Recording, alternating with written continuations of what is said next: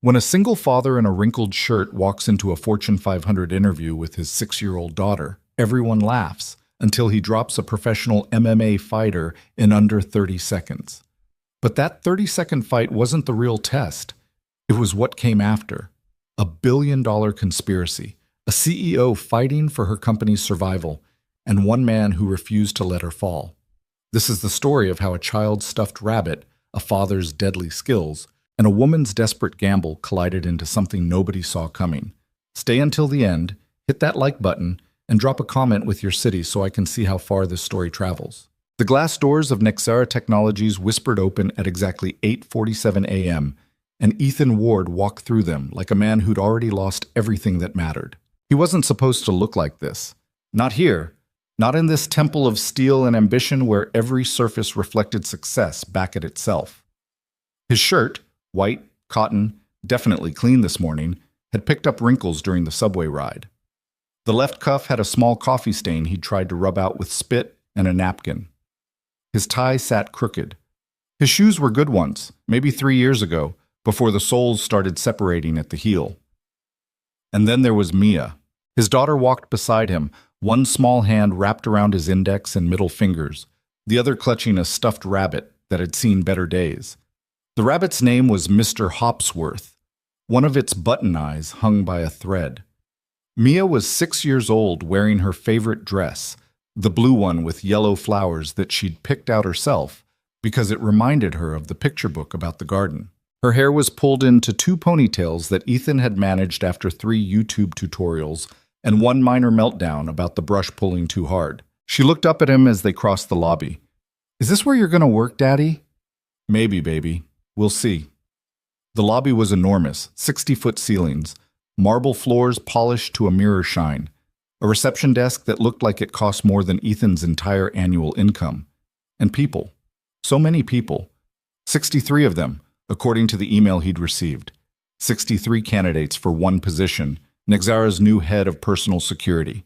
They were all here, all of them dressed like they'd stepped out of a catalog. Sharp suits, designer watches, leather briefcases, hair that moved in unified directions. They stood in clusters, networking, laughing at jokes that weren't funny, performing confidence like it was a required skill. Ethan felt every single pair of eyes turn toward him. Then he felt them turn toward Mia. The laughter started small. A chuckle from somewhere on his left. A whispered comment from a woman in a gray pantsuit. Then it spread like a wave breaking against a shore. Is this a job interview or a daycare drop-off? Maybe he's looking for the family entrance. Someone should tell him this isn't bring your kid to work day. Ethan didn't respond. He'd learned a long time ago that men who looked like him, men who showed up with wrinkled shirts and children and lives that didn't fit into neat boxes, didn't get the benefit of the doubt. Responding meant engaging. Engaging meant losing. So he walked toward the registration desk, Mia's hand still in his, and pretended the room wasn't watching. The receptionist looked up. Her name tag said Claire. She had kind eyes, which Ethan appreciated more than she'd ever know. "Name?" she asked. "Ethan Ward. I'm here for the security position interviews." Claire scanned her tablet, her eyebrows pulled together. "I don't see you on the— Oh, wait. Here you are. You were added late. Last night, actually." She glanced at Mia, then back at Ethan. "Is she— Are you—" "I couldn't get a sitter," Ethan said quietly. "I called yesterday and explained. They said it wouldn't be a problem." That was half true. He'd called. He'd explained.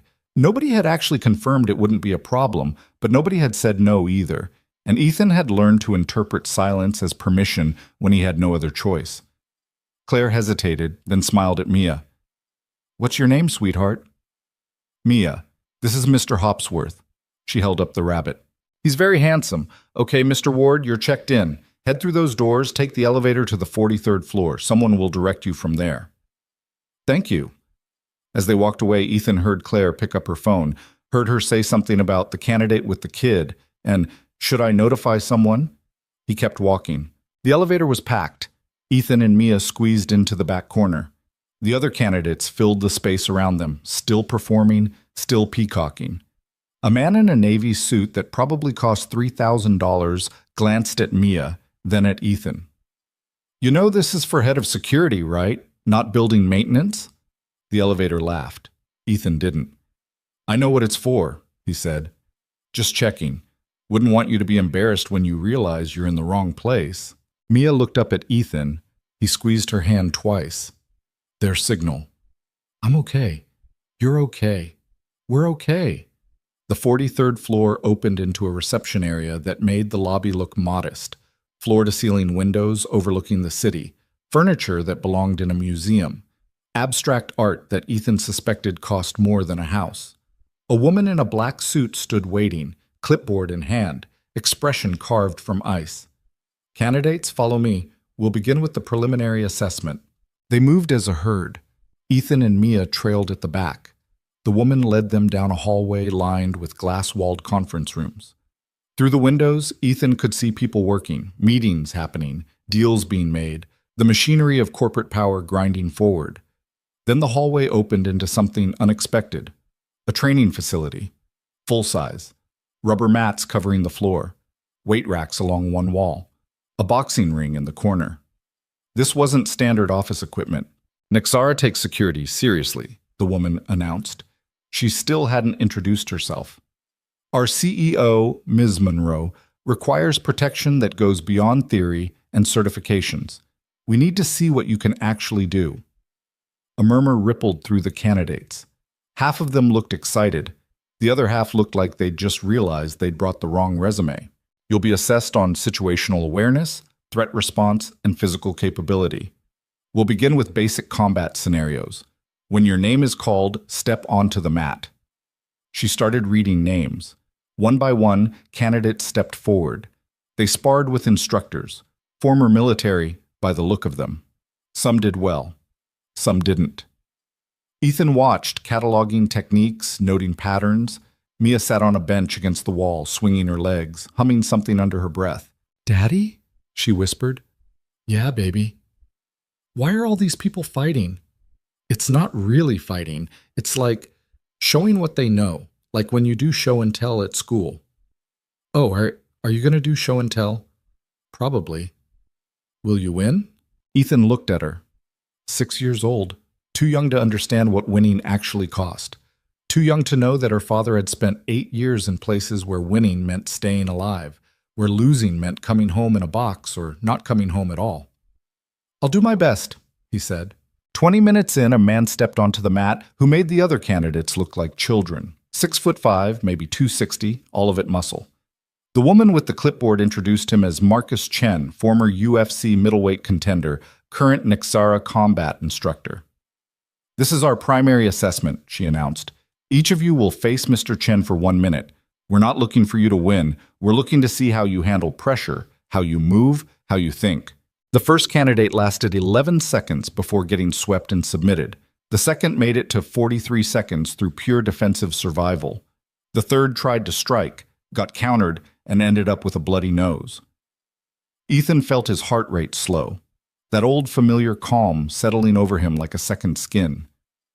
Muscle memory older than his daughter, older than his marriage, older than the man he'd tried to become when he left the service. Ethan Ward.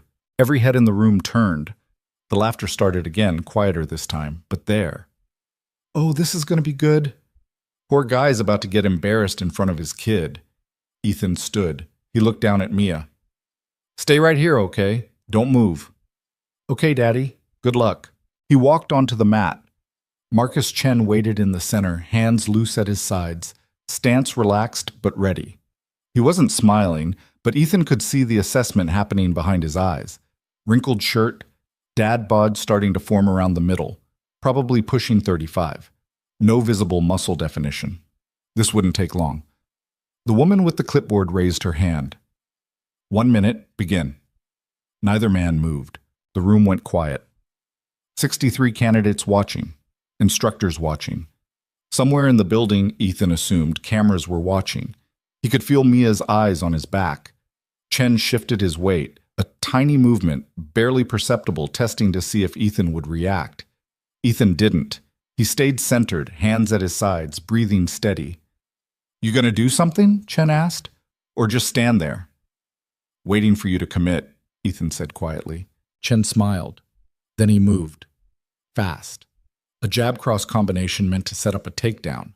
Professional technique. Clean execution. The kind of attack that would overwhelm 99% of people in under 2 seconds. Ethan wasn't 99% of people. He slipped the jab by a half-inch, let the cross pass over his left shoulder. As Chen committed to the takedown, Ethan's right hand came up, not in a punch, but in a palm strike to Chen's elbow, redirecting the energy, using Chen's momentum against him. Chen stumbled. Not much. Just enough. Ethan was already moving. He stepped offline, hooked Chen's lead leg with his own, and put both palms on Chen's chest. Not a shove. A placement. Leverage and timing and 8 years of training that had nothing to do with sport and everything to do with ending fights before they started. Chen went down, face first, hard enough that the mat made a sound like a bass drum. The room went silent. Ethan stepped back, hands up, showing he was done. Chen pushed himself up, shaking his head, more surprised than hurt. He looked at Ethan like he was seeing him for the first time. What the hell was that? Judo, some jujutsu, little bit of sistema. You train? Used to. How long ago? I stopped about 6 years ago. Chen stood, rolling his shoulder. Could have fooled me. You move like you never stopped. The woman with the clipboard was staring. So was everyone else. The laughter had evaporated. In its place, something else. Respect, fear, confusion. Ethan walked off the mat, back to Mia, and sat down like nothing had happened. Did you win? Mia whispered. It wasn't about winning, baby. But did you? Ethan smiled despite himself. Yeah, I guess I did. 3 floors above the training facility, in an office that cost more per square foot than most people's homes, Avery Monroe stood at her window and watched the city pretend to care about things that mattered. She was 30 years old, 5'7" in heels, 5'4" without them. Auburn hair pulled back in a style that cost $200 to maintain every 3 weeks. A suit that fit like it had been designed specifically for her body, because it had. She'd built Nixera from nothing. 3 people in a shared office space 7 years ago. Now they had 42 floors, 1,800 employees, and a market cap that fluctuated between 12 and 15 billion, depending on which analyst you asked. She'd sacrificed everything for this. Relationships, sleep, the possibility of a normal life. Her father told her she was obsessed. Her mother told her she was throwing away her chance at happiness. Both of them were probably right. Neither of them understood that this, the building, the company, the empire she'd constructed, this was her happiness. This was the only thing that made sense. Her phone buzzed. A message from Derek Vale, her acting head of security. The previous head had retired 2 months ago, and Derek had stepped into the role while they searched for a permanent replacement. He was competent, efficient, maybe a little too ambitious, but that wasn't unusual in Nixara's ecosystem. Everyone wanted to climb. Derek. Preliminary assessments underway. Nothing impressive so far. Chen is going easy on them. Avery typed back, going easy won't tell us what we need to know. Derek. Agreed. Should I have him increase intensity? Avery. Use your judgment. She set the phone down and returned her attention to the window. Somewhere out there, someone was planning something. She could feel it. Had felt it for weeks now, that electric tension in the air before a storm. Anonymous messages, encrypted files sent to her personal email. Warnings that felt too specific to be pranks, but too vague to be actionable. The most recent one had arrived 3 nights ago. No subject line, just a single sentence. You're going to need someone who can protect you from the inside. And attached to it, a file. A personnel record. Military service. Classified deployments. Commendations she wasn't supposed to be able to see. A name. Ethan Ward. She'd had her people vet him. On paper, he was unremarkable. Discharged 6 years ago, working private security for mid-level executives, living in a rent-controlled apartment in Queens with his daughter. Wife deceased, cancer 3 years ago. No criminal record, no red flags. Just another guy trying to survive in a city that ate people like him for breakfast. But the file that had been sent to her told a different story. It told a story about a man who'd done things in places that didn't officially exist. A man who'd been pulled out of combat operations, not because he wasn't good enough, but because he was too good. because the things he could do scared the people giving orders. So she'd added his name to the candidate list. She hadn't told Derek why. Hadn't told anyone.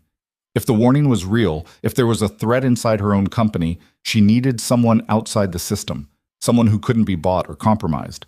Her phone buzzed again. Derek. You need to see this. Avery. See what? Derek. Training floor, camera 3. Now. Avery pulled up the security feed on her tablet. Camera 3 showed the training facility from an elevated angle. She could see the candidates, the instructors, Marcus Chen on the mat, and a man in a wrinkled shirt walking away from him while Chen got up from the floor. She rewound the footage, watched it again. Chen attacking, the man slipping the strikes like they were moving in slow motion. The takedown that wasn't a takedown, the redirection, the palm placement, Chen hitting the mat hard enough to make the impact visible on camera. 27 seconds, that's how long it took. Avery checked the roster, found the name. Ethan Ward. She smiled. Well, the assessments continued for another 2 hours. Ethan passed every single one. Situational awareness. He identified 4 hidden threats in a mock office environment that nobody else spotted. Threat analysis. He correctly assessed which of 6 scenarios represented actual danger versus distraction. Firearms proficiency. He put all 15 rounds through the center mass of a target at 25 yards without hesitation. By the time they broke for lunch, the other candidates had stopped laughing. Some of them looked nervous, others looked angry. Derek Vale looked like he'd just watched his carefully planned day explode in his face. Ethan found a quiet corner of the break room and opened the lunch he'd packed that morning. Peanut butter and jelly for Mia, a turkey sandwich for himself, an apple they could share. Mia sat next to him, eating slowly, kicking her feet. Are you going to get the job? She asked. I don't know yet. I think you will. You were really good. Thanks, baby. She was quiet for a moment, chewing. Then, if you get the job, will I still see you? The question hit harder than Marcus Chen's takedown attempt. Ethan set his sandwich down. What do you mean? Jenny at school, her dad got a new job, and now he's gone all the time. She only sees him on weekends. Will that happen to us? Ethan pulled her closer. She fit perfectly under his arm, head against his ribs. Listen to me. No job in the world is more important than you. Not one. If I take this job, it'll be because it's good for us, both of us. And I'll never, ever be gone so much that you forget what I look like, okay? Okay. I promise. You can't break promises. I know, that's why I only make ones I can keep. Across the room, Derek Vale stood with his arms crossed, watching them. He looked like a man trying to solve a problem he hadn't expected. 6'2", athletic build, sharp jaw, sharper suit. He'd been with Nixara for 4 years, working his way up from field security to team leader to acting department head. This permanent position was supposed to be his. Everyone knew it. The interview process was a formality, a box to check for HR compliance. Then Ethan Ward showed up and threw 27 seconds of combat at his carefully constructed narrative. Derek walked over, smiled. The smile didn't reach his eyes. Hell of a performance out there, he said. Just trying to do what was asked, Ethan replied. Where'd you train? That wasn't your typical MMA gym stuff. Here and there, I moved around a lot. Military? Yeah. What branch? Army. Specialized training? Ethan looked up at him, held his gaze. Some. Derek's smile tightened. Look, I'll be straight with you. This position requires more than just combat skills. It requires discretion, political awareness, the ability to navigate complex social dynamics. Ms. Monroe operates in circles where showing up with a wrinkled shirt and a kid doesn't exactly inspire confidence. Mia stiffened against Ethan's side. He felt it. Felt her processing the words, understanding that this man was saying something mean about her daddy, about her. I appreciate the feedback, Ethan said quietly. Just want to make sure you understand what you're walking into. This isn't a bodyguard gig. It's executive protection at the highest level. The person in this role needs to be able to blend into board meetings and charity galas. They need to look the part. And what part is that? Professional, polished. Someone who doesn't bring their personal life to work. Ethan felt the anger rise, that old familiar heat. He pushed it down. Mia was watching. Mia was always watching. My personal life, he said carefully, doesn't affect my ability to do the job. Maybe, maybe not. But perception matters. And right now the perception is that you're desperate. Nobody shows up to an interview like this unless they're out of options. Derek glanced at Mia. I'm not trying to be harsh, just realistic. You seem like a good guy, good dad. But this might not be the right fit. He walked away before Ethan could respond. Mia looked up. I don't like him. Me neither, baby. Why was he being mean? Because sometimes people get scared when they see someone who might be better than them at something. It makes them feel small, so they try to make the other person feel small instead. That's dumb. Yeah, it is. The afternoon session was different, no more physical assessments. Instead, they were brought into a conference room and given scenarios. Kidnapping attempts, corporate espionage, protesters blocking entrances. Each candidate had to explain how they'd handle it. Most of them gave textbook answers. Protocol. Procedure. Calling for backup. When it was Ethan's turn, he didn't talk about protocol. Prevention, he said. Everything else is reaction.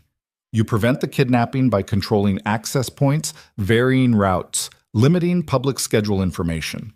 You prevent espionage by knowing your client's business well enough to spot anomalies in behavior or access patterns.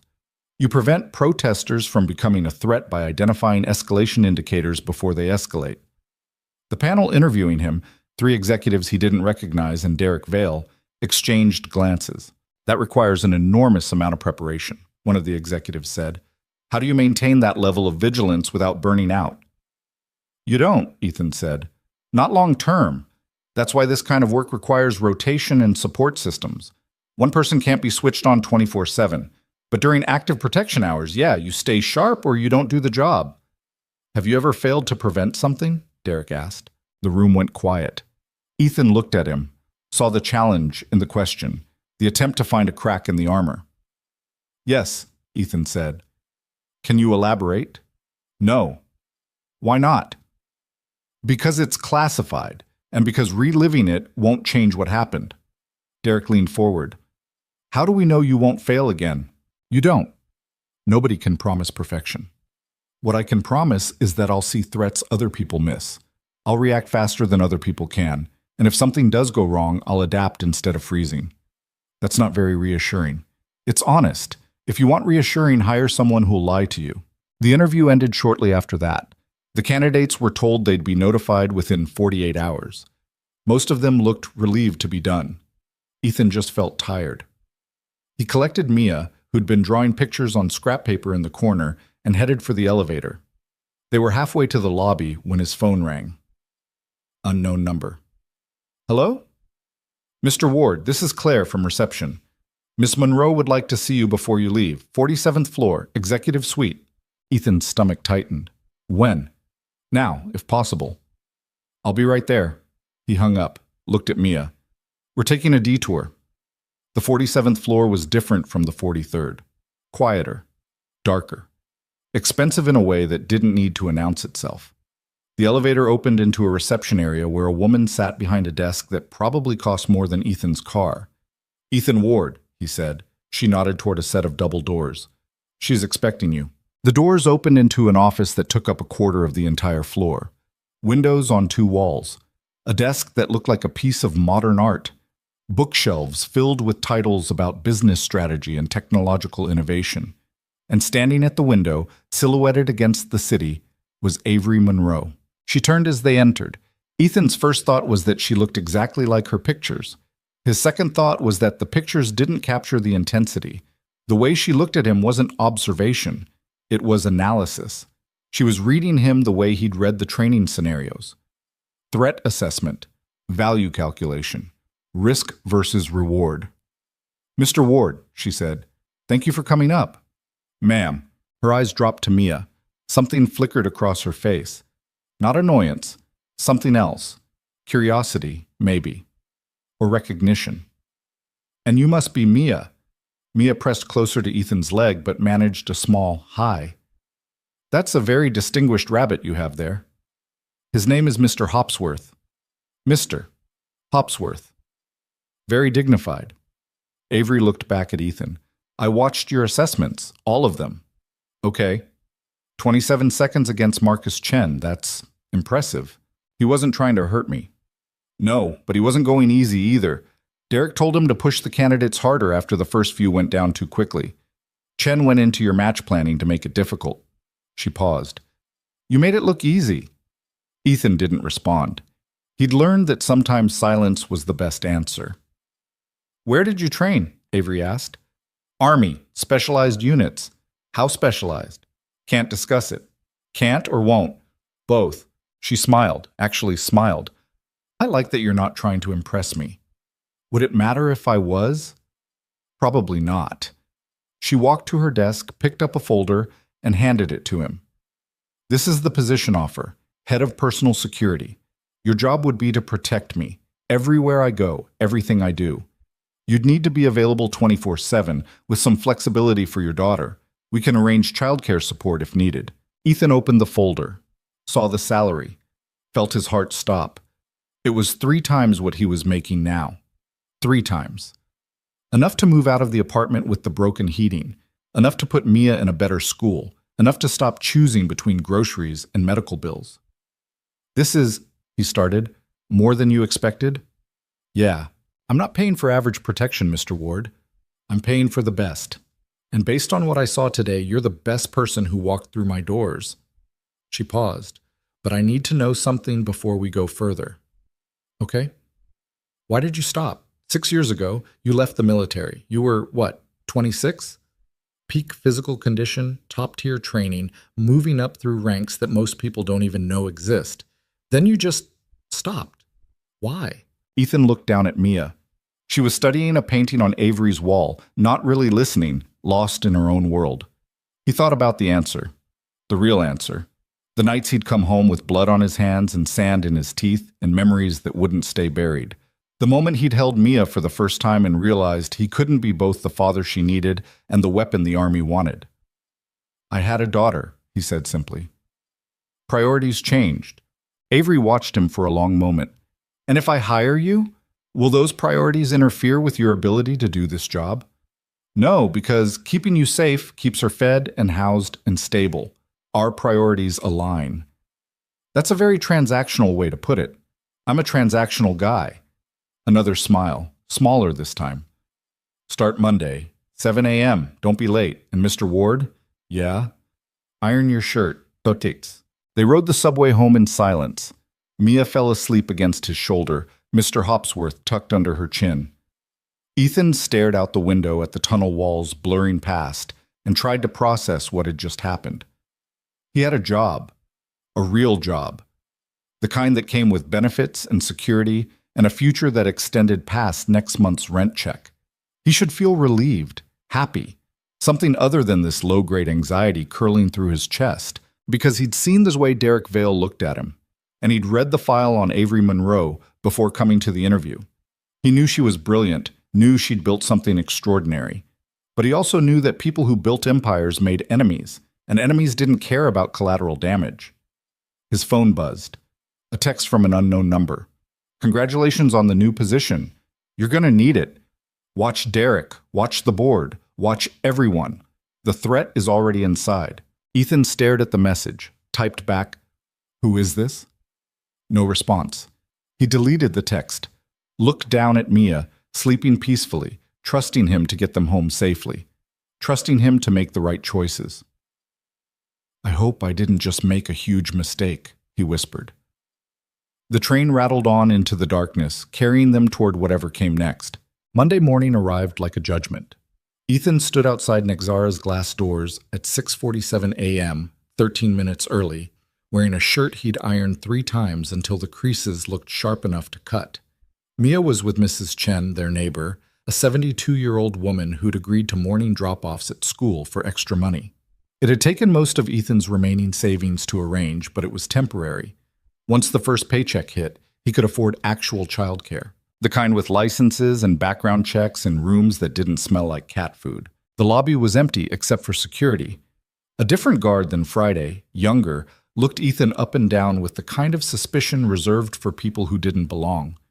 Help you? Ethan Ward, starting today. Head of personal security. The guard checked his tablet, eyebrows rising slightly. Yeah, okay, you're cleared. 47th floor. Miss Monroe's executive assistant will meet you. The elevator ride felt longer than it had on Friday. Ethan caught his reflection in the polished metal doors. He looked tired. He was tired. Had been tired for 6 years straight, the kind of exhaustion that sleep didn't fix because it wasn't about rest. It was about carrying weight that never got lighter. The doors opened. A woman in her mid-50s stood waiting, dressed like she charged by the hour, just to make eye contact. Her hair was steel gray, pulled back tight. Her expression suggested she'd seen everything twice and wasn't impressed either time. Mr. Ward, I'm Patricia Voss, Miss Monroe's executive assistant. Follow me. She moved like someone who'd calculated the exact number of steps required to get anywhere and refused to take one more. Ethan followed her through a maze of corridors that all looked expensive and identical. Miss Monroe arrives at 7:15, Patricia said without looking back. She takes coffee at 7:20, black, no sugar, specific beans I'll show you where to order. She has a standing meeting with department heads at 8. You'll attend. You'll stand in the back. You won't speak unless addressed.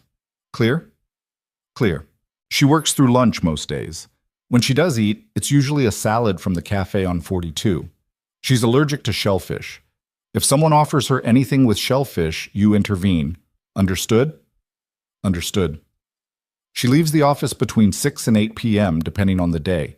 Sometimes she has evening events, dinners, galas, board functions. You'll accompany her to all of them. The dress code for those is formal. Do you own a tuxedo? No. You will by Wednesday. I'll send you the tailor information. They'll bill the company. Patricia stopped at a door marked Security Operations. This is your office. Well, Derek's office. You'll be sharing it until we figure out the transition. She pushed the door open. Derek Vale sat at a desk near the window, looking at 3 computer monitors showing different security camera feeds. He glanced up when they entered, face carefully neutral. Morning, he said. Morning, Ethan replied. Patricia checked her watch. Ms. Monroe will be here in 12 minutes. Derek, bring him up to speed on today's schedule. Ethan, here's your security badge, building access card, and company phone. The phone stays on. Always. Questions? No, ma'am. She left. The door clicked shut.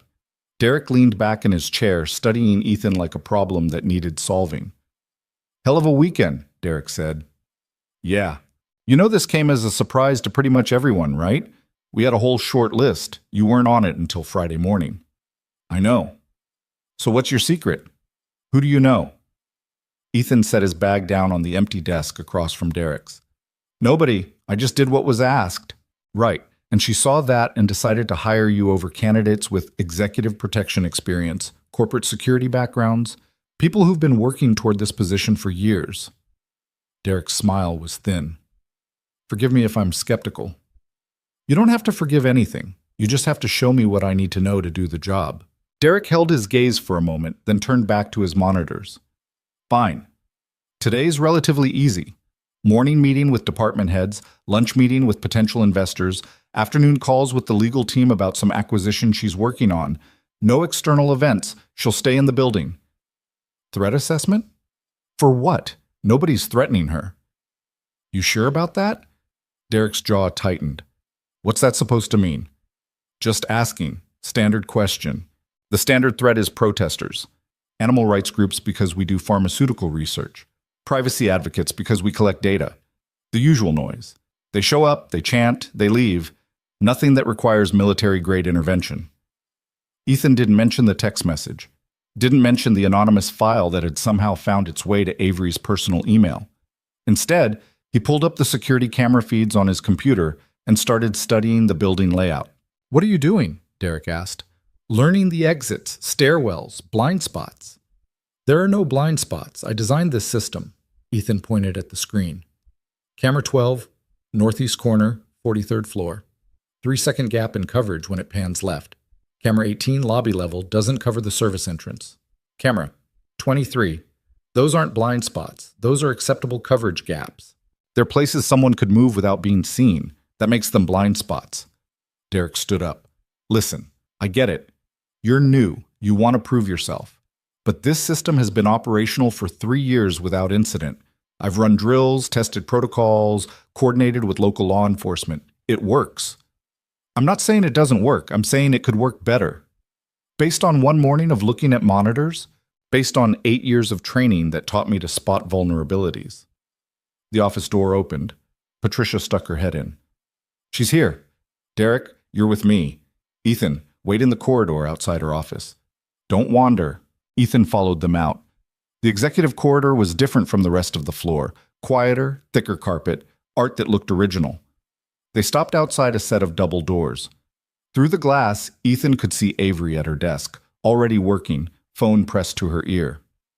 She knows you're here, Patricia said to Ethan. She'll call you in when she's ready. Until then, you wait. Derek smirked. Welcome to executive protection. 90% waiting, 10% doing anything useful. They disappeared into the morning meeting. Ethan stood in the corridor and tried not to feel like a piece of furniture. Other executives walked past, most ignoring him, some offering polite nods.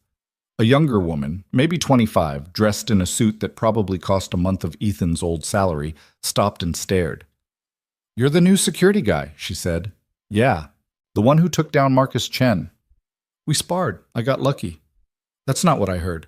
I heard you dropped him in under 30 seconds, and he didn't see it coming. She extended her hand. Lily Park, VP of Operations. Ethan shook it. Ethan Ward. Word of advice, Derek's going to make your life difficult. He wanted this position. He's been positioning himself for it since our last head of security retired. Then you show up out of nowhere and take it. He's not going to let that go. Noted. I'm serious. Derek's connected. He's got allies in the company, people who owe him favors. Watch your back. I always do. She smiled. I believe it. Then she walked away, heels clicking on marble. 20 minutes later, Avery's door opened. She stood in the doorway, looking at him with that same analytical expression from Friday. You iron better than I expected, she said. I'm a man of hidden talents. Come in. We need to talk. Her office looked different in morning light, less intimidating, almost normal if you ignored the fact that the furniture probably cost more than a luxury car. Avery sat on the edge of her desk, not behind it, casual, deliberately casual. How's your daughter? She asked. The question surprised him. She's good, excited that I have a new job. Where is she now? Neighbors watching her until school starts. That a permanent arrangement? Temporary. I'm working on something better. Avery nodded. Patricia will connect you with our family services coordinator. We have relationships with several high-quality childcare providers. Employee discount. I appreciate that. Don't appreciate it. Use it. I need you focused here, not worried about whether your kid's okay. She picked up a tablet, swiped through something. I'm going to be direct with you, Ethan. I didn't hire you because you can fight. I hired you because you see things other people miss. That display on Friday with the hidden threats? The camera gaps you already spotted this morning? That's what I need. Okay, something's wrong. I don't know what yet, but I've been getting warnings. Anonymous messages, files I shouldn't have access to, information about board members, financial irregularities, security lapses. Someone's trying to tell me something. Ethan felt his pulse quicken. What kind of irregularities? Missing meeting minutes, altered financial reports, access logs that don't match up with who was actually in the building. Small things. Things that could be clerical errors or sloppy record keeping. But there are too many of them, and they all started about 4 months ago.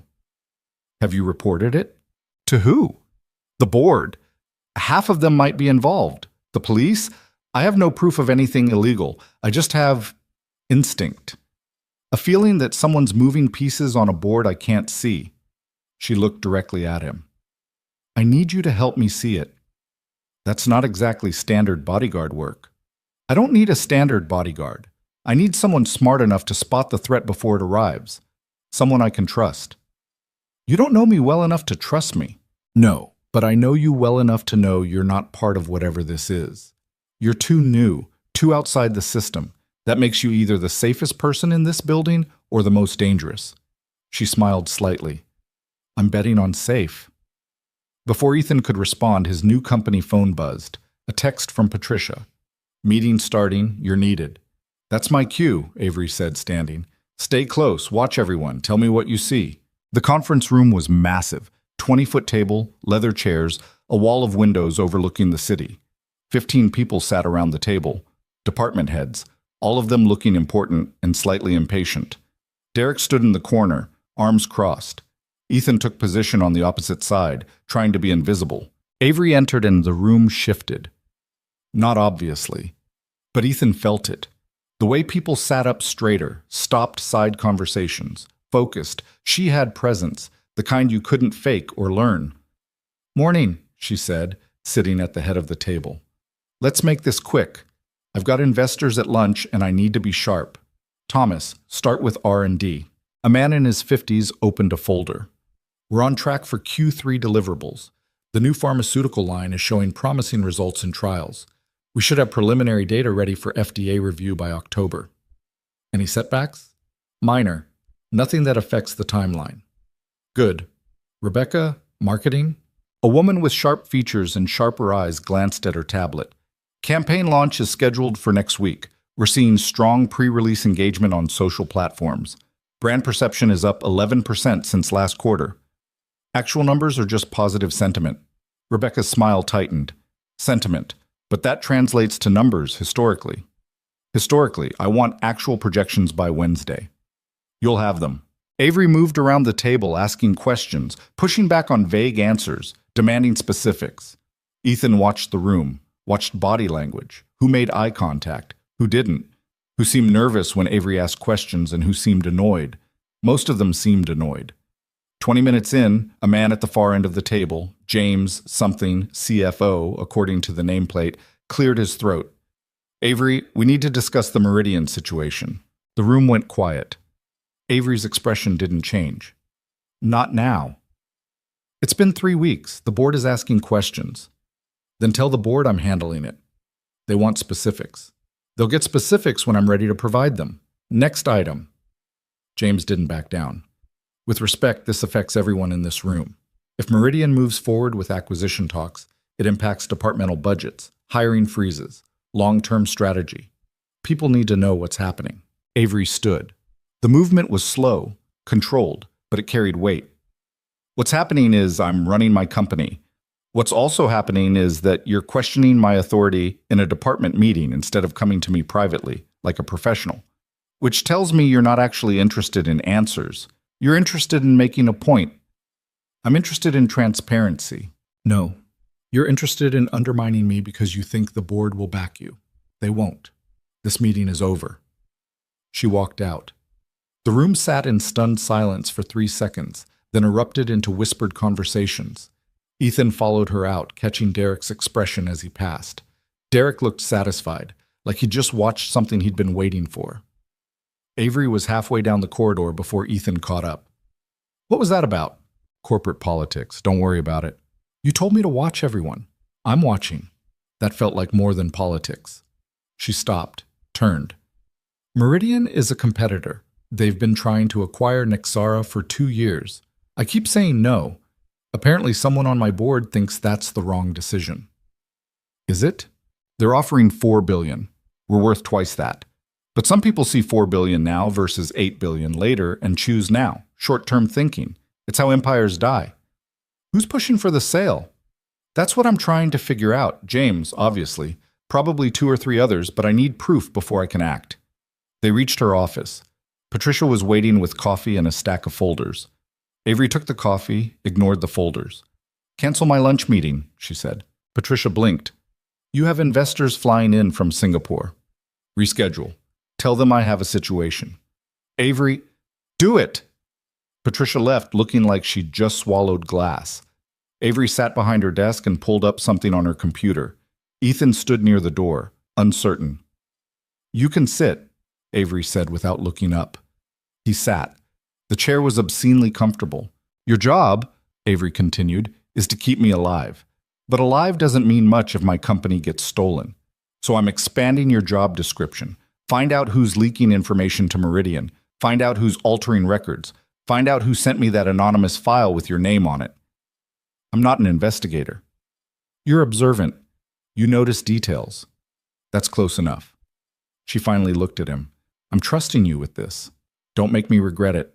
What if I find something you don't want to know? Then I'll deal with it, but I need to know. Ethan nodded slowly. Okay. I'll need access to security footage, building access records, anything that tracks movement in and out of secure areas. Derek controls all of that. Then I'll need you to authorize my access over his head. Avery smiled, actually smiled. You've been here 4 hours and you're already making enemies. Just doing what you hired me to do. Good. Patricia will get you the authorizations. Start with the last 6 months of footage. Look for patterns. People coming and going at odd hours. Access to areas they shouldn't be in. She turned back to her computer. Ethan stood to leave. Ethan? He paused.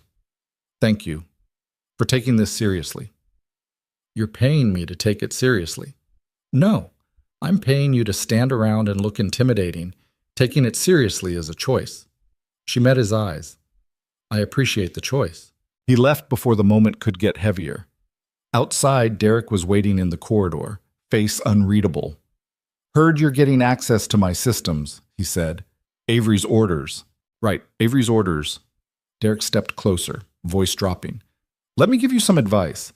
This company has politics, alliances, people who've been here long enough to know how things work. You're new. You don't know the players. You don't know the rules. Stepping into the middle of internal disputes is a good way to get hurt. Noted. I'm serious. Avery's brilliant, but she's paranoid. She sees conspiracies where there are just normal business disagreements. If you let her pull you into that, you'll burn through whatever goodwill you built on Friday. Ethan studied him. Derek looked sincere, concerned even. But there was something underneath, something careful. Thanks for the warning, Ethan said. Just trying to help. We're on the same team. Are we? Derek's smile faltered. What's that supposed to mean? Nothing, just clarifying. Ethan walked past him toward the security office. I'll try not to mess up your systems too badly. The rest of the day passed in a blur of learning curves and silent observation. Ethan sat through 3 more meetings, watched Avery handle conference calls with the kind of precision that made corporate warfare look like art, and started reviewing 6 months of security footage on a secondary monitor. Most of it was mundane, employees coming and going, cleaning crews, deliveries, but around hour 4 he noticed something, a pattern. Every Tuesday and Thursday night, around 9 p.m., someone accessed the 47th floor using a master key card. The cameras showed the door opening, but never showed who went through. The angle was wrong, or the timing was off, or both. He made a note, kept watching. At 6:30 p.m., Avery stood from her desk and stretched. Ethan had forgotten she was human enough to need stretching. I'm done, she said. You can go home. You're still here. I'll be here another 2 hours. Patricia's still here. Building security is still here. I don't need you standing around watching me read contracts. Your call. She grabbed her jacket. Actually, I changed my mind. Walk me to my car. I want to talk without walls listening. They took the executive elevator down to the private garage. Avery's car was a black sedan, expensive, but not ostentatious. She unlocked it, but didn't get in. What did you see today? She asked. Ethan told her about the Tuesday and Thursday access pattern, about the missing camera coverage, about the way James had pushed back in the meeting like he'd been rehearsing. James has been with the company for 6 years, Avery said. He was my father's choice for CFO.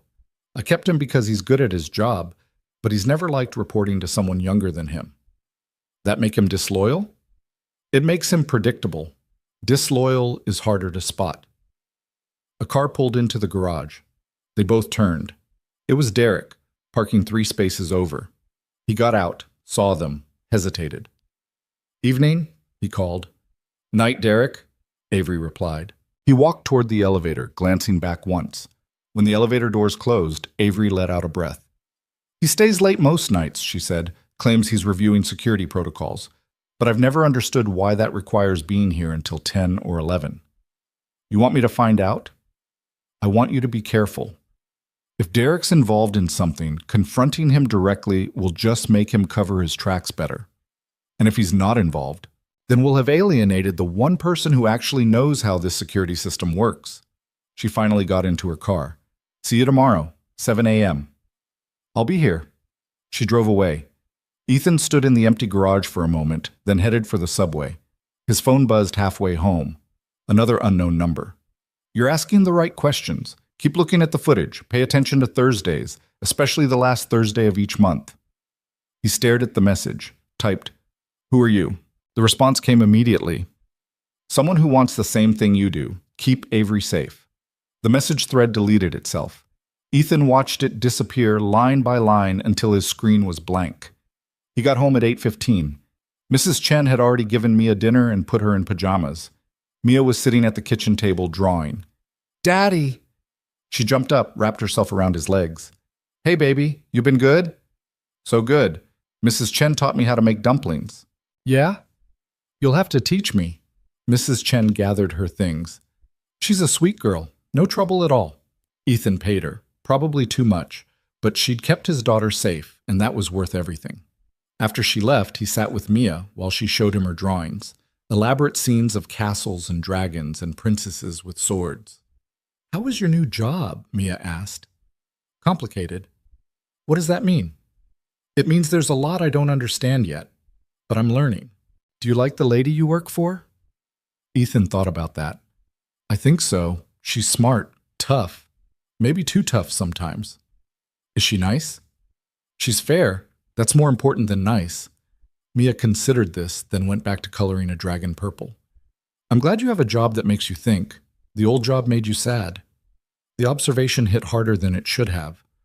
"I wasn't sad, baby." "Yes, you were. You tried to hide it, but I could tell. You're less sad now."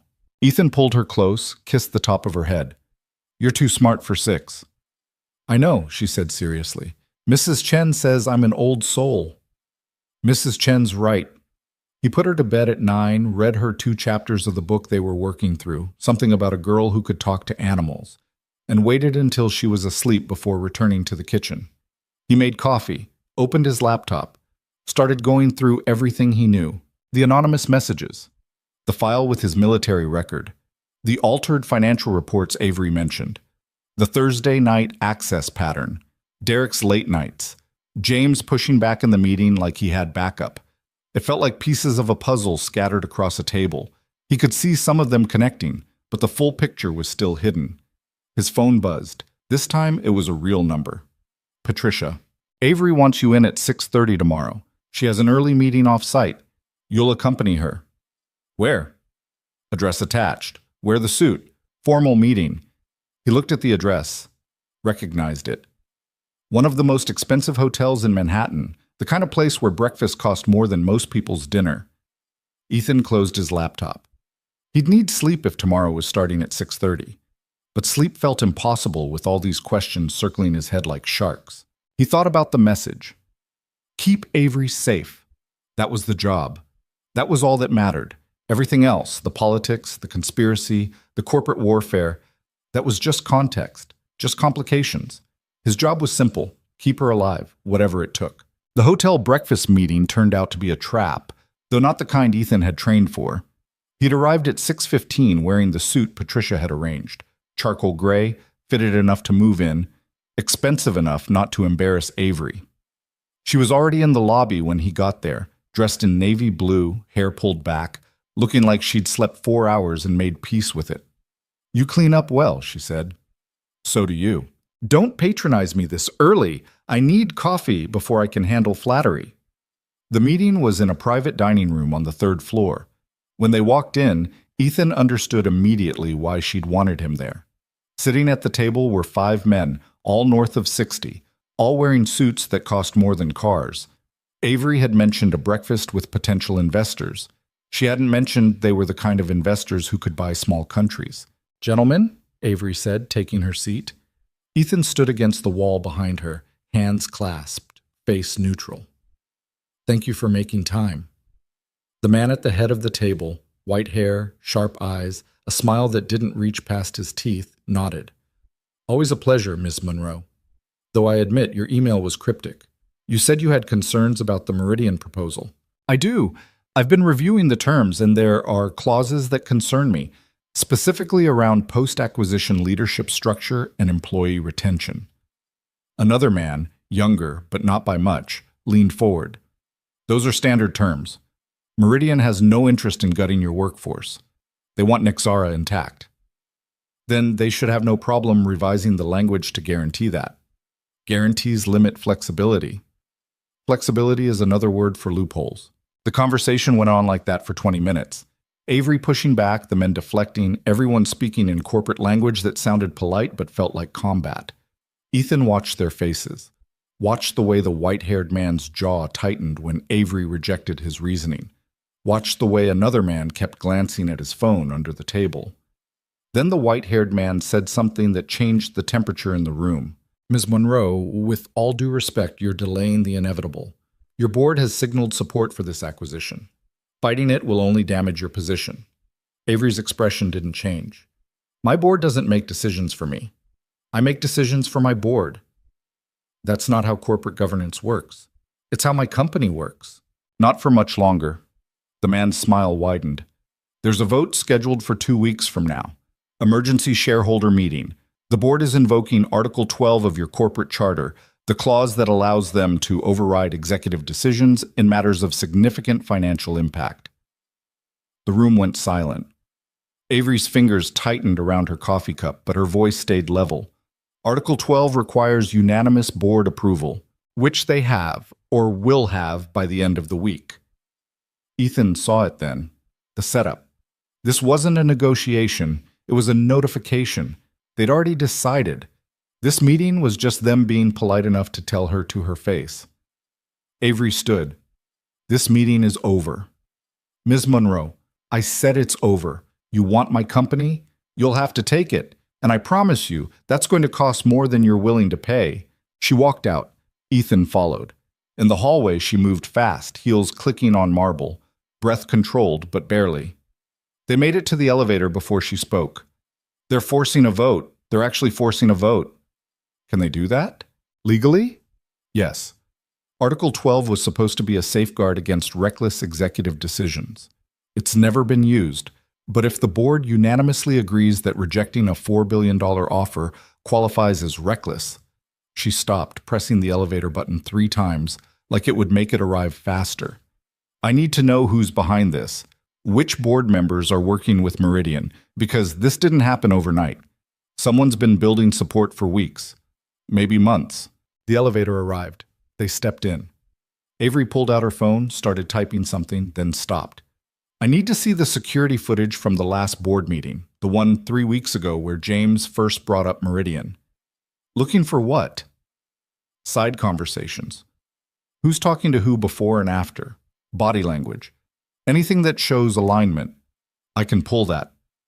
"Do it today. I need to know who I'm fighting." They rode in silence back to Nexara. When they arrived, Patricia was waiting in Avery's office with a stack of messages and an expression that suggested none of them were good. "The board wants an emergency call at noon," Patricia said. "James called it. He's citing the Article 12 clause." "Of course he is." Avery threw her jacket over a chair.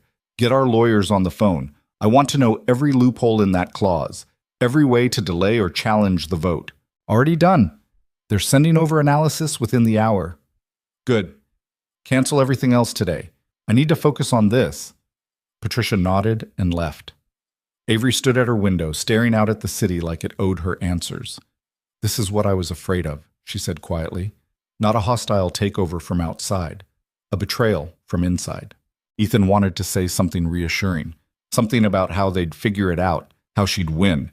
But he'd spent too many years in situations where reassurance was just lying with good intentions. So instead he said, "Tell me what you need me to do." She turned. "Find out who sent those anonymous messages. Find out who's been accessing the 47th floor on Thursday nights. Find out who's selling me out. And do it before that vote happens, because if I go into that meeting blind, I've already lost." The next week moved like a fever dream, too fast and too slow at the same time. Ethan spent every spare moment reviewing footage, cross-referencing access logs, building a timeline of irregularities. He found the Thursday night pattern extended back 7 months. Found that whoever was accessing the 47th floor was using Derek's master keycard.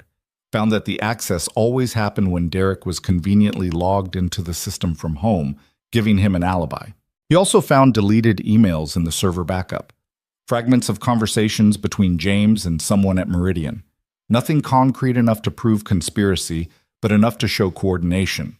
enough to show intent. On Thursday night, 1 week before the vote, Ethan decided to stop watching and start acting. He told Avery he had a lead he needed to follow. She didn't ask questions, just told him to be careful. At 8:45 p.m., he positioned himself in a maintenance closet on the 46th floor with a clear view of the stairwell, access to 47. If the pattern held, someone would show up at 9. 8:57. Footsteps on the stairs. 8:58. The door opened. Ethan's breath caught. It wasn't Derek. It was Lily Park, the VP of operations who'd warned him about Derek on his first day. She moved quickly, quietly, using a key card that shouldn't have worked on this floor. She disappeared into Avery's executive corridor. Ethan waited 30 seconds, then followed.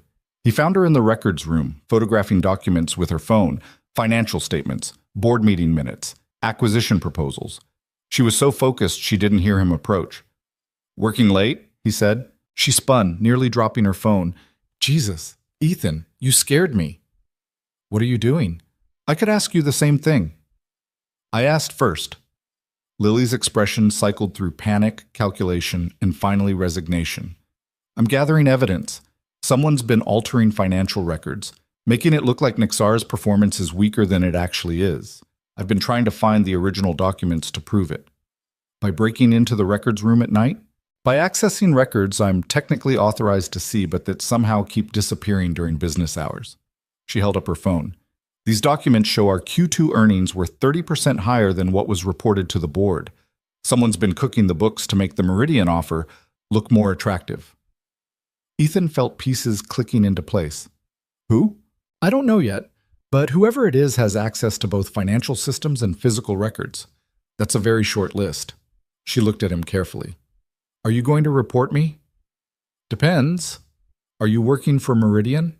"Hell no. I'm trying to save this company. Avery built something real here. I'm not going to let some vulture capitalist tear it apart because a few board members want to cash out early." "How long have you been investigating this?" 3 months, since I noticed the discrepancies in the earnings reports." She hesitated. "I'm the one who sent Avery those anonymous messages. I'm the one who sent her your file." "Why me?"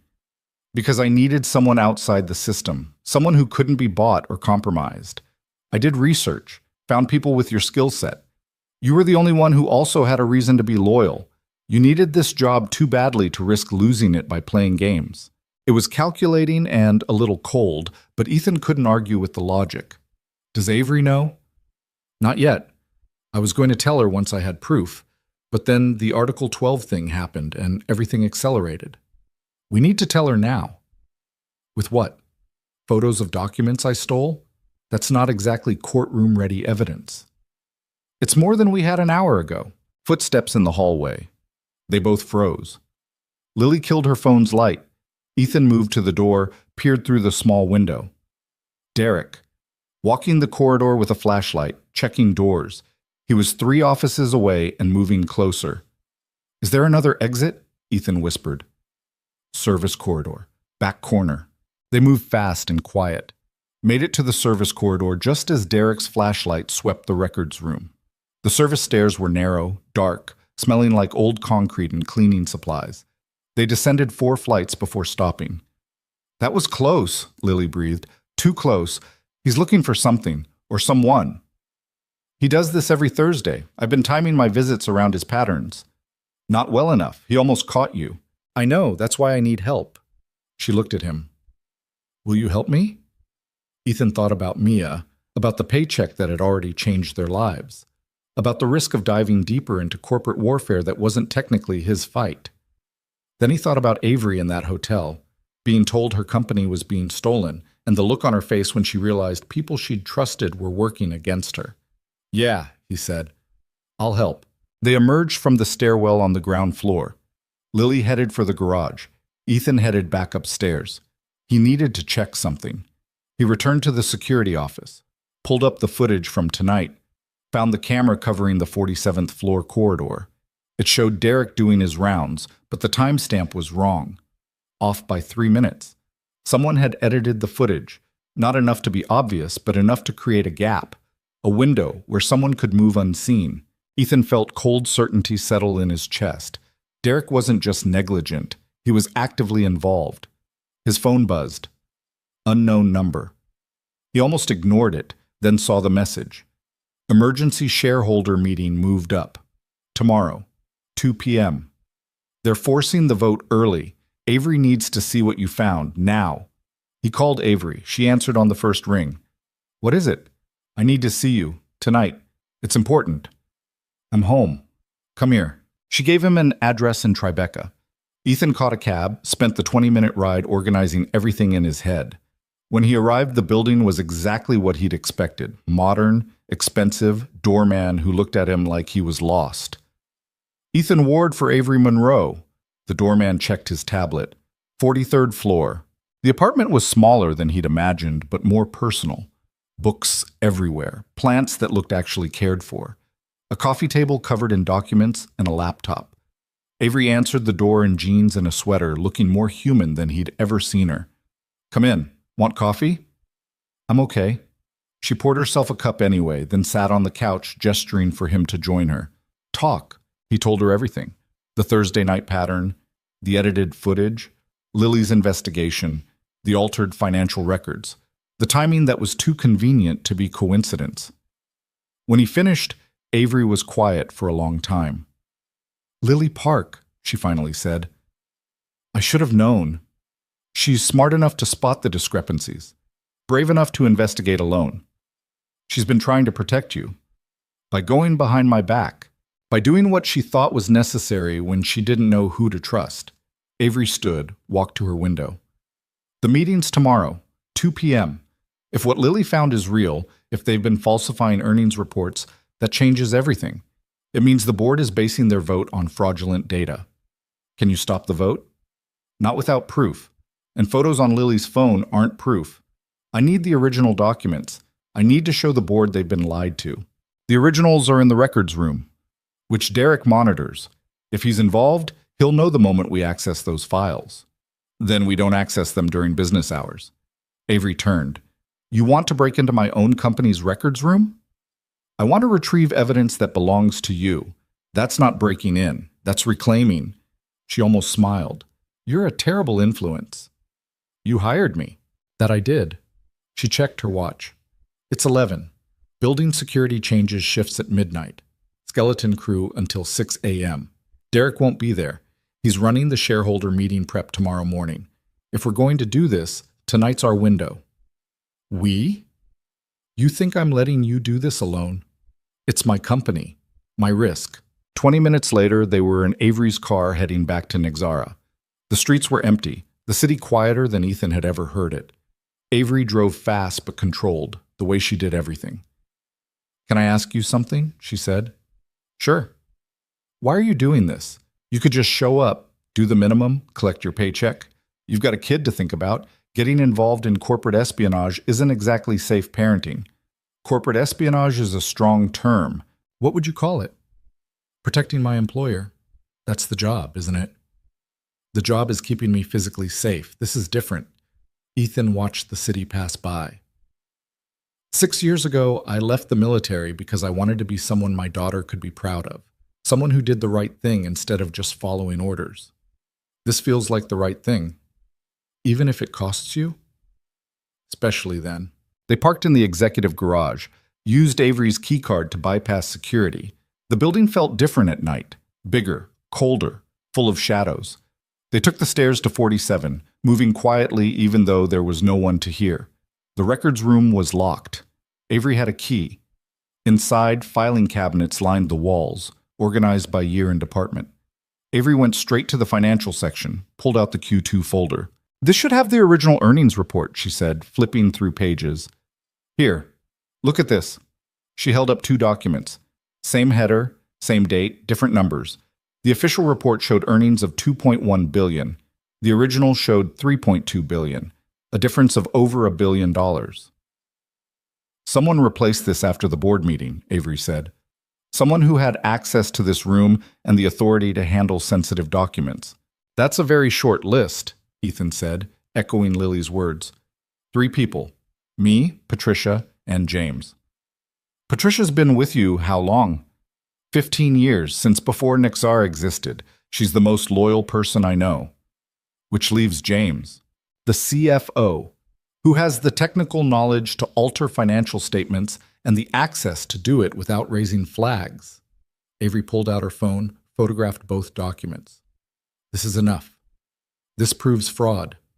The board vote is based on false information. A sound from the hallway. Footsteps. Multiple people. Ethan killed the lights, pulled Avery behind a filing cabinet. Through the window in the door, he could see beams from flashlights. Security guards doing rounds. They passed the records room, kept going. "We need to leave," Ethan whispered. They made it to the stairwell, started descending, got to the 43rd floor landing when Ethan's instincts screamed. He grabbed Avery's arm, pulled her back just as the door below them crashed open. 4 men poured into the stairwell. Not security guards. Wrong uniforms. Wrong equipment. They moved like professionals. Tactical formation, coordinated, purpose-driven. "Go," Ethan said. "Back up. Now." They ran. Behind them, footsteps pounding concrete. Avery's heels weren't made for sprinting. She kicked them off, kept moving. They burst through the door to 47. Ethan slammed it shut, looked for something to block it with. Nothing. The door was reinforced steel with an electronic lock. It would slow them down, but not for long. "The training facility," Avery said, breathing hard. "There's an emergency exit. Fire code requirement." They ran. The hallway felt endless. Behind them, the stairwell door exploded open. Not picked, breached. These weren't burglars. This was an assault team. They reached the training facility. Ethan hit the lights. The space he'd sparred in 3 weeks ago now felt like a trap. One entrance, windows too high to reach, emergency exit on the far side blocked by equipment. "Move the weight rack," he said. Avery grabbed one end. Together they shoved it aside. The emergency exit was behind it. Alarmed. Opening it would trigger every security system in the building. "Do it," Avery said. Ethan hit the bar. The door flew open. Alarms shrieked. They ran into the stairwell just as the 4 men entered the training facility behind them. The stairwell was older, narrower, service access. They descended 3 flights before the men caught up. Ethan heard them above, moving fast. He pulled Avery into the 39th floor, shoved her toward an office. "Hide. Call 911. Don't come out until police arrive." "What are you—" "Just do it." She disappeared into an office. Ethan turned back to the stairwell. Counted to 3. The first man came through the door moving fast, weapon drawn. Not a gun, something else. Taser, maybe. Ethan didn't give him time to use it. He caught the man's wrist, twisted, used momentum to send him into the wall. The weapon clattered away. The second man was right behind him. Bigger, smarter, ready for resistance. He came in low, going for a tackle. Ethan sidestepped, brought his elbow down on the back of the man's neck. Not enough to seriously injure, enough to stun. The 3rd and 4th men entered together. Professional adjustment. They'd learned. One went high, one went low. Ethan couldn't dodge both. He chose the high attack, blocked a strike meant for his throat, took a kick to his ribs that knocked the air from his lungs. He stumbled back. The 4 of them regrouped, forming a semicircle. Ethan's training kicked in. Not the sport fighting from his assessment, the real training, the kind that had kept him alive in places where losing meant dying. He stopped thinking like a bodyguard and started thinking like a soldier. The first man rushed again. Ethan dropped low, swept his legs, came up behind him and used him as a shield when the second man attacked. They collided. Ethan kicked the second man's knee, heard something pop, and the man went down screaming. 2 left. They were more cautious now, circling. One of them spoke into a radio. "Targets on 39, subjects resisting, need backup." Backup. That meant more coming. Ethan couldn't win a war of attrition. He needed to end this. He feinted right, drew their attention, then grabbed a desk chair and threw it. Not at the men, at the window behind them. The glass shattered.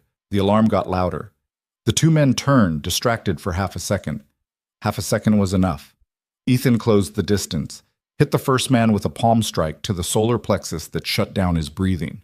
Grabbed the second man's arm, hyperextended the elbow, and when the man bent forward in pain, brought his knee up into his face. 4 down. Ethan's ribs screamed. His knuckles were bleeding. His heart was hammering. He turned toward the office where Avery was hiding just as the stairwell door opened again. Derek Vale stepped through and he was holding a gun. Don't, Derek said. His voice was calm, too calm. I really don't want to shoot you. Ethan raised his hand slowly. Then don't. Where is she? Who? Avery.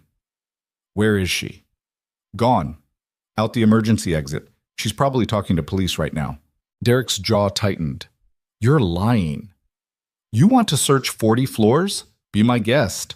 But those alarms are bringing everyone. Security, police. You've got maybe 5 minutes before this building is surrounded. This wasn't supposed to happen like this. Derek looked genuinely frustrated. It was supposed to be clean. Get the documents, disappear. No one gets hurt. You're stealing corporate records with an assault team. Nothing about this is clean. We're not stealing. We're recovering. Those financial records? They prove Nexar's worth more than Avery's admitting. Meridian needs them to justify a higher acquisition price. Everyone wins. Except Avery loses her company. She was going to lose it anyway. The vote's tomorrow. The board's already decided. This way, at least shareholders get fair value. You really believe that? Derek's expression flickered. It doesn't matter what I believe. I made a choice. I'm living with it. Sirens outside, getting closer. Derek heard them too. He lowered the gun slightly. Where is she? He asked again. Before Ethan could answer, Avery stepped out of the office, phone in her hand. I'm right here. Derek spun. Avery didn't flinch. It's over, Derek, she said. Police are coming. I've got photos of the altered documents. I've got you on camera orchestrating a break-in. And I've got 4 of your friends in various states of unconsciousness. You want to add assault with a deadly weapon to your list? Derek looked at the gun in his hand like he'd forgotten he was holding it. I didn't want it to be like this. Then it shouldn't have been anything at all. You could have just quit, taken a job at Meridian, been honest about where your loyalties were. They offered me $5 million. $5 million for access codes and documentation. Do you know what I could do with $5 million? I know what you did for it. That's enough. The sirens were right outside now, flashing lights visible through the broken window. Derek set the gun down carefully, raised his hands. For what it's worth, he said, I am sorry. No, Avery replied. You're caught. There's a difference. Police flooded the floor 2 minutes later. They took Derek, took the 4 men Ethan had fought, took statements from both Ethan and Avery that lasted until 4 in the morning.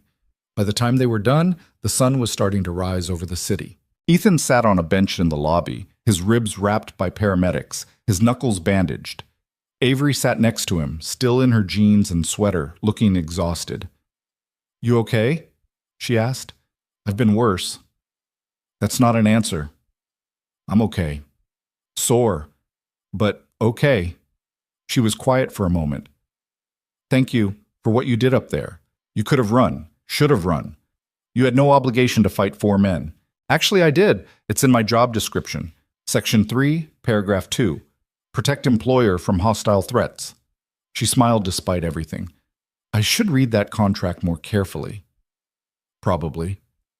They sat in silence as the city woke up around them. Finally, Avery stood. The vote's in 9 hours. I need to shower, change, and prepare to destroy a board of directors. You need rest. I'll be there. Ethan, I'll be there. She didn't argue, just nodded. Okay. See you at 2. He caught a cab home, let himself into the apartment as quietly as he could. Mia was still asleep. Mrs. Chen was on the couch, also asleep, TV playing quietly. He covered her with a blanket, then checked on his daughter. Mia was curled around Mr. Hopsworth, breathing softly. Ethan stood in the doorway watching her, feeling the weight of the night settle into his bones. He'd fought 4 men. Derek had pulled a gun. Avery's company was still hanging by a thread, but Mia was safe, and that was what mattered. He was asleep before his head hit the pillow. Ethan woke to his phone buzzing like an angry wasp. The screen showed 11:47 a.m. and 6 missed calls from Patricia. He sat up too fast, felt his wrapped ribs protest, and answered on the 7th ring. Where are you? Patricia's voice was sharp enough to cut glass. Home. I was sleeping. The board meeting is in 2 hours. Avery wants you here. Now. I'll be there in 45 minutes. Make it 30. She hung up. Ethan dragged himself out of bed, every muscle screaming. The mirror showed someone who looked like they'd lost a bar fight. Bruised knuckles, split lip he didn't remember getting, a dark purple bloom spreading across his left ribs. He splashed water on his face, pulled on the suit from yesterday, and tried not to move in ways that hurt. All ways hurt. Mrs. Chen was in the kitchen making tea when he emerged. She took one look at him and frowned. "You okay?" "Long night at work." "Work did that?" She gestured at his face. "Security work sometimes gets complicated."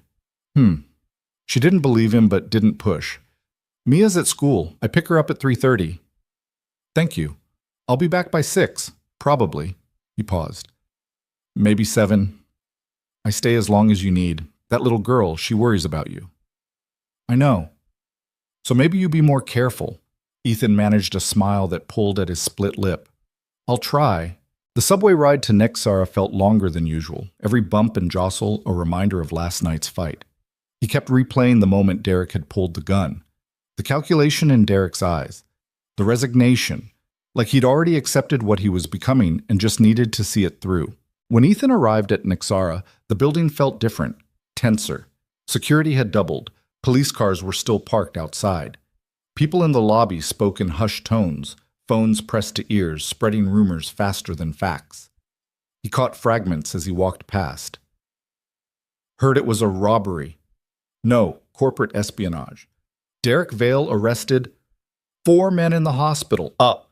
The elevator to 47 was packed with executives all heading to the same meeting. They stopped talking when Ethan entered, and the silence followed him all the way up. When the doors opened, Patricia was waiting. "You look terrible," she said. "Good morning to you, too."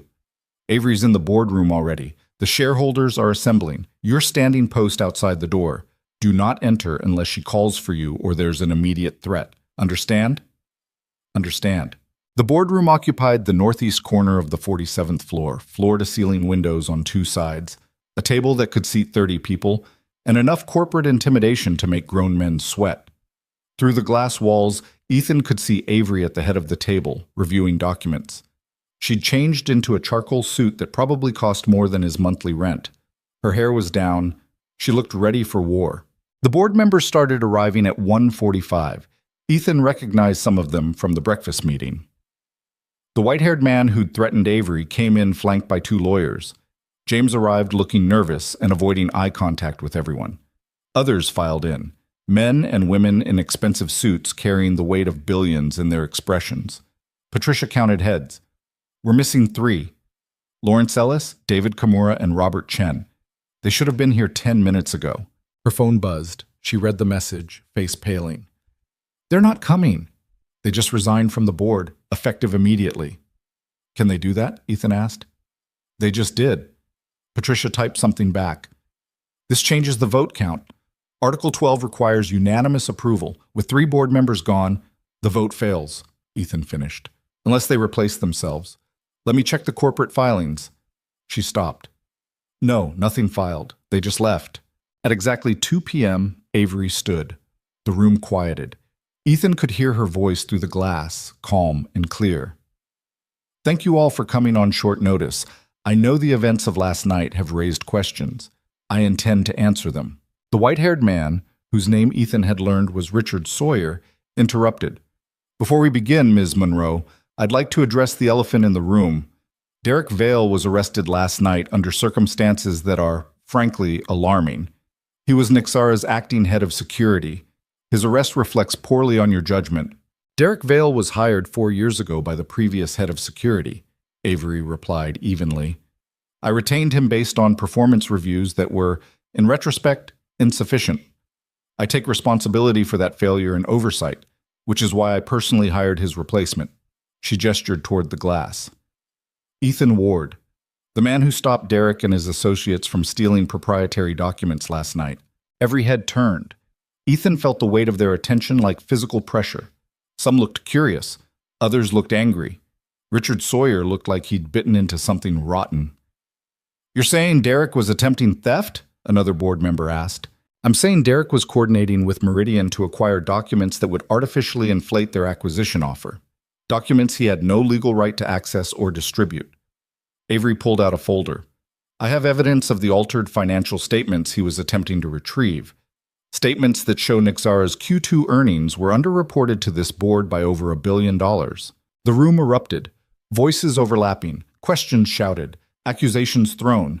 Avery waited for the noise to die down, then continued. Someone in this company has been systematically falsifying financial data to make Meridian's offer appear more attractive than it actually is. Someone with the access and authority to alter official records. Someone who stood to gain significantly from this acquisition. She looked directly at James. Someone like our CFO. James stood so fast his chair rolled backward. That's a serious accusation, Avery. You better have proof. I do. Avery placed 2 documents on the table. Original Q2 earnings report showing $3.2 billion in revenue. Altered report showing $2.1 billion. Both bear your signature. Both were filed on the same date. Care to explain the discrepancy? James's face cycled through emotions too fast to track. Those documents are confidential. How did you obtain them? From our own records room, which I have every right to access. In the middle of the night? With an armed escort? That's breaking and entering. It's my building, James. I can't break into my own property. Avery's voice hardened. But you can certainly commit fraud, which is what you did when you altered those reports and presented false information to this board. Richard Sawyer cleared his throat.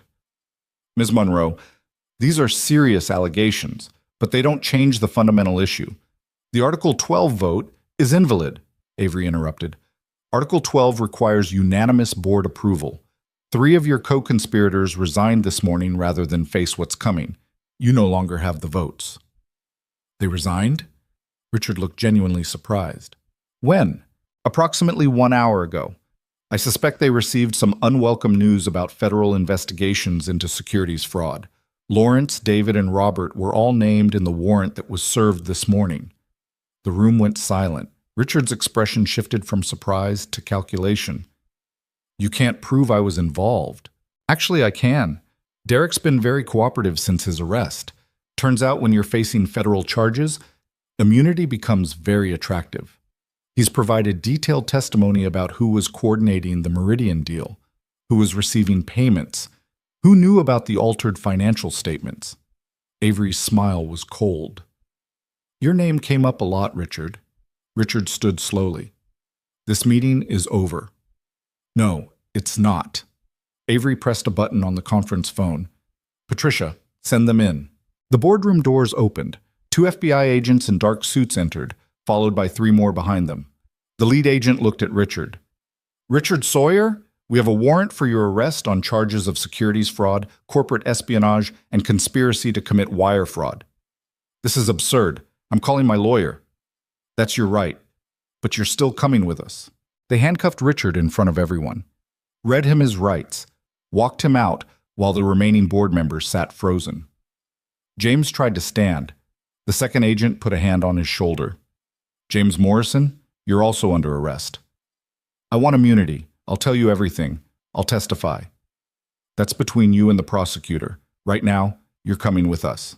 They took James, too. The boardroom felt hollow after they left, like something vital had been extracted. The remaining board members, 8 of them now, out of an original 15, looked shell-shocked. Avery sat back down.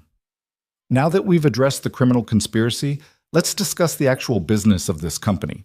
I'm withdrawing my recommendation to consider Meridian's acquisition offer. Based on accurate financial data, Nexara is worth significantly more than they're offering. We're not for sale. One of the remaining board members, a woman in her 60s named Margaret Chen, spoke carefully. Avery, I want to be clear. I had no knowledge of the fraud. None of us who remained did. I believe you, Margaret, which is why you're still here. Avery looked around the table. But this company needs restructuring. We need new board members, people with integrity, people who put Nexara's long-term success ahead of short-term profits. I'll be making recommendations over the next month. What about leadership? Another member asked. You've just lost your CFO, your acting head of security, and 3 board members. That's a lot of institutional knowledge.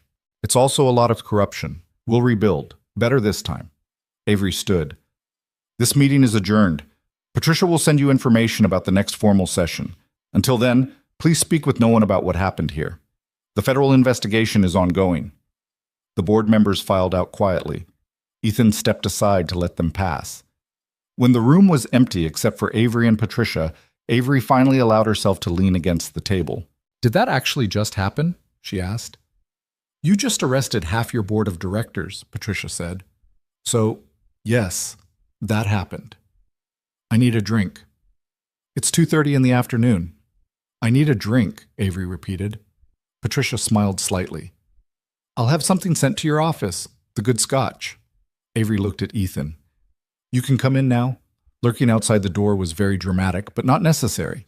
He entered. Up close, he could see the exhaustion in her face. The careful makeup couldn't hide the shadows under her eyes. How long have you been planning that? He asked. Since about 6 this morning. The FBI contacted me at 5:30. Apparently, Lily's evidence combined with Derek's cooperation was enough for warrants. They moved fast. Lily, the one who's been investigating this for months while I was blind to what was happening in my own company. Yes, her. Avery rubbed her eyes. I owe her an apology, and probably a promotion. She was trying to protect you. By not trusting me enough to tell me, I understand why, but it still stings. Patricia returned with a glass of scotch and a bottle of water. Avery took the scotch. Ethan took the water. His ribs were starting to hurt again. You should go home, Avery said. Rest. You look like you fought 4 people last night. I did fight 4 people last night. Exactly, so go home. Be with your daughter. I'll see you Monday. You sure? The immediate threat is neutralized. Derek's in custody. Richard and James are in custody. The board vote is dead. I'm safe. Relatively. She sipped the scotch. Besides, you're injured. You're no good to me if you can't move. Ethan wanted to argue but couldn't find the energy. Okay, Monday. Monday. And Ethan? She met his eyes. Thank you. For everything. I know that's insufficient, but it's true. You already thanked me. Then I'm thanking you again. He left before the conversation could get more awkward. Took the elevator down to the lobby. The police presence had thinned but not disappeared. Outside, news vans were setting up. Reporters already gathering like sharks smelling blood. Ethan slipped past them, hood up, head down. The subway was crowded with the afternoon rush starting early. Ethan found a corner, closed his eyes, and tried not to think about anything. His phone buzzed, a text from a number he didn't recognize but somehow knew. Congratulations. You kept her safe. Now comes the hard part, keeping her that way. He deleted the message, put his phone away. Whoever was sending these warnings had been right so far. But Ethan was too tired to worry about future threats. Right now, he just wanted to see his daughter. He got home at 4:15. Mrs. Chen was watching a cooking show with the volume too loud. Mia was at the kitchen table doing homework, pencil moving in careful loops.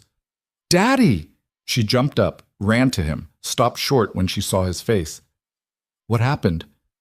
Work got a little rough, but I'm okay. You don't look okay. I'm okay enough. He sat down carefully. How was school? Good. We learned about fractions. I don't like fractions. Nobody likes fractions. Do you like fractions? Not even a little bit. She seemed satisfied with this. Went back to her homework. Mrs. Chen gave Ethan a look that said they'd be talking later, then gathered her things.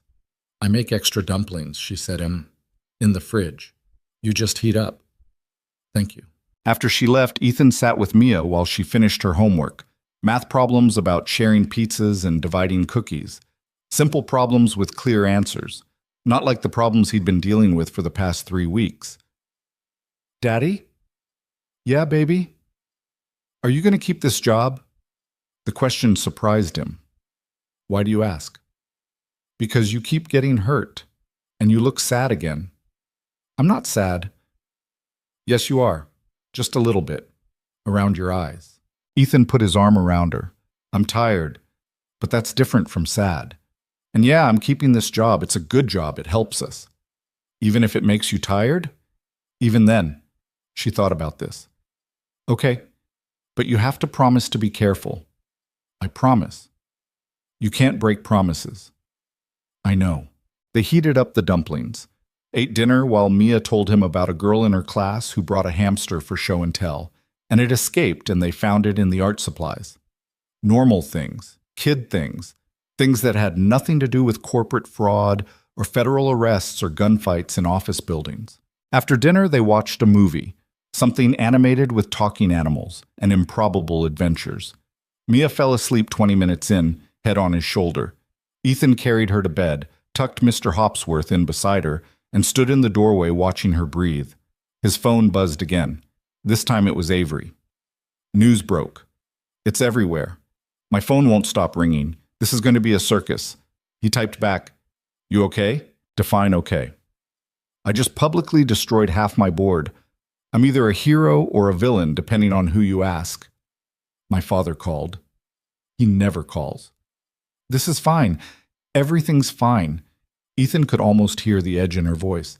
You need anything? Sleep, a time machine, a less complicated life. Pause. Sorry. Ignore me. I'm spiraling. Don't apologize. You just fought a war. You're allowed to spiral. Is that in the bodyguard handbook? Section 7. Post-traumatic stress management. A longer pause. Then, thank you for not making this weird. Making what weird? This. Whatever this is. You're my employee, but also the person who saved my company. Those things don't usually coexist. We'll figure it out. Yeah. Okay. See you Monday. Monday. Ethan set his phone down, went to the bathroom, looked at himself in the mirror again. The bruises had darkened. His ribs hurt when he breathed too deep. His knuckles were swollen. He looked like exactly what he was, someone who'd been in a fight and barely won. But he had won. They'd won. Avery still had her company. Derek and Richard and James were facing consequences. The conspiracy had collapsed. So why did he feel like something was still wrong? He showered carefully, avoiding pressure on his ribs, changed into clean clothes. Checked on Mia one more time, still sleeping, still peaceful, still trusting that her father could keep the world safe. He envied that trust, the certainty of it. His phone buzzed one more time. Another unknown number. Another message. You think this is over. It's not. You stopped the acquisition. You didn't stop what's coming. Watch Avery. Someone still wants her gone. Someone patient enough to wait. Ethan stared at the message until his eyes blurred. Typed, "Who are you?"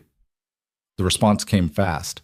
Someone who made the same mistake you're making. I thought keeping her alive was enough. It's not. You have to keep her whole, her company, her trust, her future, all of it, because the people who want to take it from her won't stop just because you won once. What people? You'll know them when they show up. Until then, just remember, you can't protect someone from threats you don't see coming. And you definitely can't protect them alone.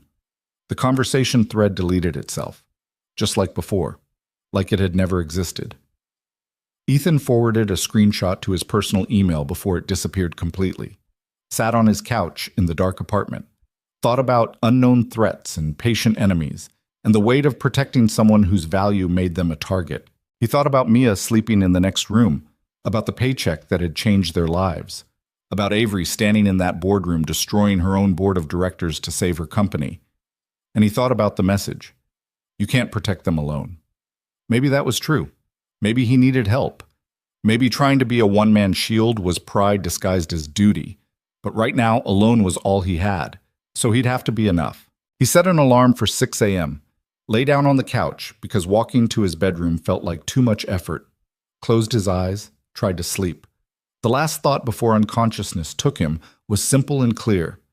Monday was going to be complicated. He had no idea how complicated. Somewhere across the city, in an office that didn't officially exist, someone watched news footage of Nixara's board arrests, watched Avery Monroe's statement to the press, watched the stock price spike as investors celebrated the removal of corruption. And they smiled, because everything was going exactly according to plan. The phone on the desk rang. They answered on the first ring. It's done? The board is fractured. Avery's focused on rebuilding. She thinks she won. And the bodyguard? Ethan Ward, former special operations, better than expected. He stopped Derek. Will he be a problem? A pause. Potentially. He's observant, loyal, difficult to compromise. Then we don't compromise him. We use him. How? By making him think he's protecting her, when really he's helping us isolate her. A CEO who trusts no one but her bodyguard is a CEO who's already lost. And if he figures it out, Then we remove him, but not yet. Not while she needs someone to trust. Let him be her shield. Shields make excellent targets when the time comes. The call ended. The office went dark. Outside, the city continued its endless rhythm, unaware that in the spaces between power and ambition, new plans were already forming. Plans that would test everything Ethan thought he knew about loyalty, trust, and the cost of keeping someone safe in a world designed to tear them down. But that was for later. For now, there was just the quiet after the storm. The brief moment of peace before the next war began. Ethan slept. Mia dreamed. Avery sat in her apartment staring at her reflection in darkened windows, wondering if winning was supposed to feel this hollow. And somewhere in the machinery of corporate power, pieces moved on boards that none of them could see yet. The game wasn't over. It was just changing shape. Monday arrived wrapped in the kind of gray that made the city look tired. Ethan was at Nixara by 6:45, ribs still aching but manageable, moving like someone who'd learned to function through pain. The lobby was different now, more security, metal detectors that hadn't been there before, guards who actually looked at faces instead of just waving people through. Avery was already in her office when he arrived, sitting at her desk surrounded by stacks of resumes. She looked up when he entered, and for a moment neither of them spoke. "You look better," she finally said. "I feel like I got hit by a truck, but a smaller truck than last week." "That's improvement." She gestured at the resumes. "New board members. I've been reviewing candidates since 4 a.m. Turns out replacing half your board of directors requires a lot of paperwork." "You slept at all?" 3 hours. "Maybe. You?" "About the same." She stood, walked to the window. The city sprawled below them, indifferent to corporate warfare and midnight fights. "I keep waiting for it to feel real. The arrests, the FBI, Derek pulling a gun. It all feels like something that happened to someone else." "That's normal. Adrenaline crash, your brain protecting itself." "You sound like you've been through this before." "Different context, same biology." Avery turned. "Can I ask you something?" "Those years you don't talk about, the classified deployments. Did you ever regret them?" Ethan thought about that, about nights in places that didn't have names on maps, about choices made in seconds that echoed for years. "I regret what they cost, not why I made them." "What did they cost?" "Pieces of myself I can't get back. The ability to sleep through the night, the version of me that didn't automatically scan rooms for exits." He paused. "My wife used to say I came home different. Physically there, but somewhere else in my head. She was right. I'm sorry." "Don't be. I chose it. I knew what I was signing up for. Mostly." He looked at her. "Why are you asking?" "Because I'm trying to figure out if I made the right choice. Destroying my own board. Turning people I worked with for years over to the FBI. It was necessary, but that doesn't make it feel good." "You saved your company." "By burning down relationships I spent years building. By proving I can't trust anyone around me. That's not victory. That's survival." "Sometimes they're the same thing." Avery sat back down, suddenly looking exhausted. "Patricia says I need to hire a new CFO, new head of security. Permanent, not acting. Probably new legal counsel since our previous counsel is under investigation. I'm rebuilding an entire executive structure while trying to run a company that's all over the news. Every decision I make now gets analyzed by thousands of people who think they know better. So, make the decisions anyway." "That simple?" "No. But it's the only option. You can't lead by committee when the committee might be compromised." She smiled slightly. "Is that from your military training?" "That's from watching my daughter try to make decisions with input from her stuffed animals. Turns out Mr. Hopsworth has terrible judgment about bedtime." The laugh that came out of Avery was surprised and genuine. "I can't believe you just compared my board of directors to stuffed animals." "If the shoe fits." The moment broke when Patricia knocked and entered without waiting for permission. "Avery, we have a situation." "What kind of situation?" "Lily Park is here. She wants to talk to you. She looks upset." Avery and Ethan exchanged glances. "Send her in." Lily entered looking like she'd been crying recently but was trying to hide it. Her suit was immaculate, but her eyes were red. "I'm sorry for showing up without an appointment," she said, "but I need to tell you something before you hear it somewhere else." "Sit," Avery said. "What's going on?" Lily sat, hands clasped tight in her lap. I'm resigning, effective immediately. What? Why? Because I went behind your back. I investigated the company without telling you. I broke into the records room. I sent anonymous messages instead of just being honest. Her voice cracked. You're rebuilding this company with people you can trust, and I proved I'm not one of them. Avery was quiet for a moment. Then she said, Lily, look at me. Lily met her eyes. You saved this company. Without your investigation, without the evidence you gathered, Derek and Richard would have succeeded. I'd have lost Nixara. So yes, you went behind my back, but you did it because you didn't know who to trust in a situation where trusting the wrong person could destroy everything. Avery leaned forward. I'm not accepting your resignation.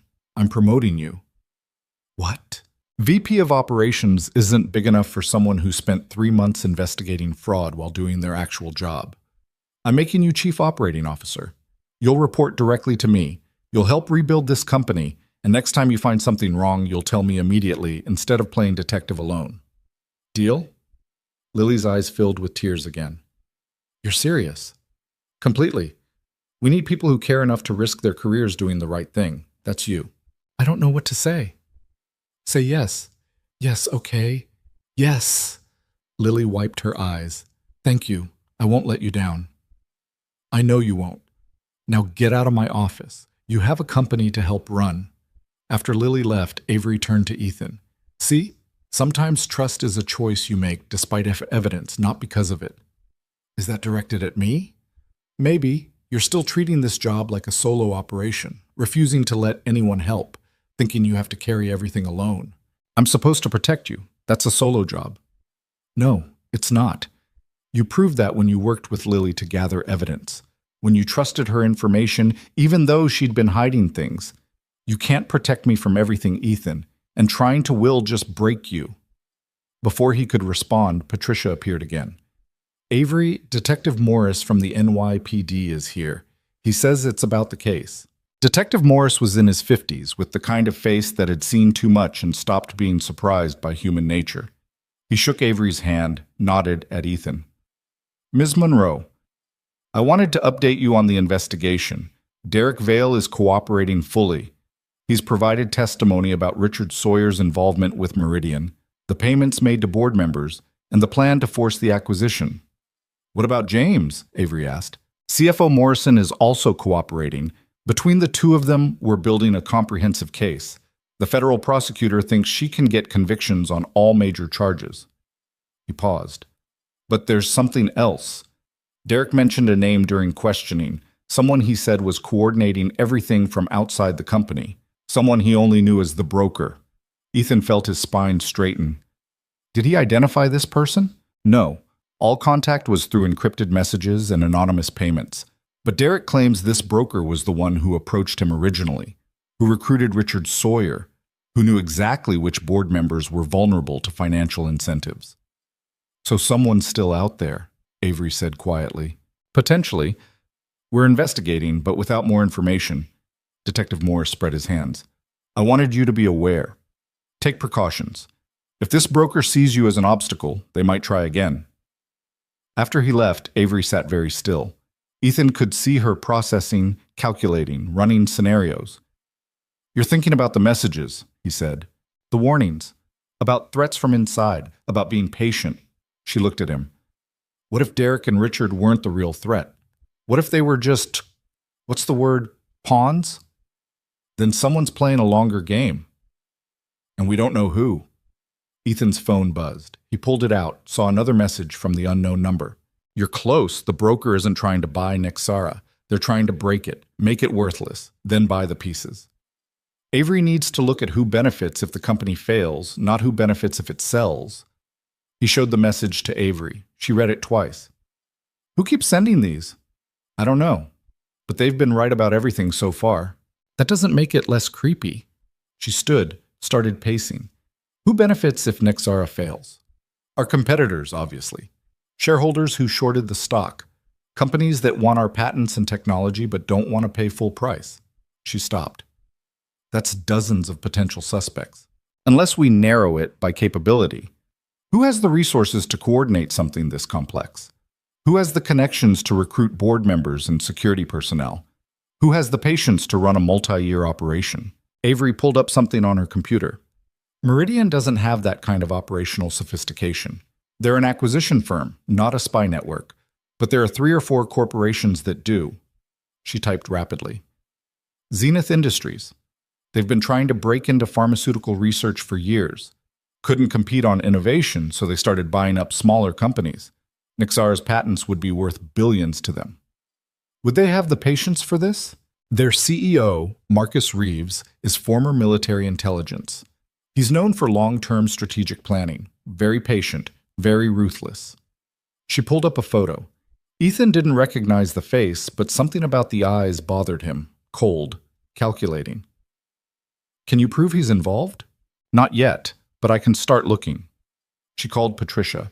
I need everything we have on Zenith Industries.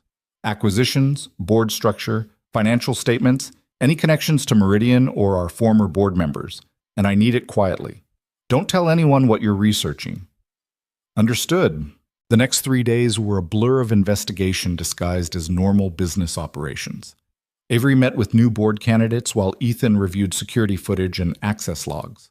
Lily helped cross-reference financial transactions, looking for payments that might connect to Zenith. Patricia coordinated with the FBI, feeding them information without revealing the full scope of what they suspected. On Thursday morning, Lily found something. She burst into Avery's office at 7 a.m., laptop in hand, looking like she'd been up all night. I found it, the connection. Avery and Ethan crowded around her screen. She pulled up a series of wire transfers. Richard Sawyer received payments totaling $3 million over the past year. The payments came from a shell company registered in the Cayman Islands. That shell company is owned by another shell company in Luxembourg. That company is owned by a trust in Singapore. And that trust, she clicked through several more layers, is controlled by a subsidiary of Zenith Industries. That's a lot of steps, Ethan said. That's the point. They wanted it buried so deep nobody would find it. But I got help from a forensic accountant friend who specializes in this kind of thing. Lily pulled up another document. And it gets better. Derek Vale received payments from the same chain, so did James Morrison. All of them funded by Zenith. That's evidence, Avery said. That's actual, prosecutable evidence. There's more. I looked at Zenith's recent acquisition history. Every company they've bought in the last 5 years went through a similar pattern. Internal conflict, board instability, stock price collapse. Then Zenith swoops in with a low-ball offer that looks good compared to the chaos. It's a strategy, Ethan said. Break the company from inside, then buy it cheap. Exactly. And they've done it successfully 8 times. Lily closed her laptop. We need to give this to the FBI. If they can prove Marcus Reeves orchestrated this pattern across multiple companies, they'll have a RICO case, Avery finished. Racketeering, corporate espionage. This stops being about Nixara and becomes about criminal enterprise. She called Detective Morris, sent him the files. He called back 30 minutes later. Miss Monroe, this is exactly what we needed. I'm bringing this to the federal prosecutor today. If it checks out, we'll be requesting warrants by tomorrow. How long before they move on Zenith? Assuming the evidence holds, a week, maybe less. After the call ended, Avery sat back in her chair. We did it. We actually figured it out. Lily figured it out, Ethan corrected. Team effort. Avery looked at both of them. Thank you, both of you, for not giving up, for caring enough to dig until we found the truth. Ethan's phone buzzed again, the unknown number. Good work. But Marcus Reeves won't go quietly. He's about to find out his operation is compromised. When he does, he'll try to destroy evidence. That means destroying anyone who can testify against him. Derek, James, Richard, and Avery. Watch her. The next 48 hours are critical. Ethan showed the message to Avery. Her expression hardened.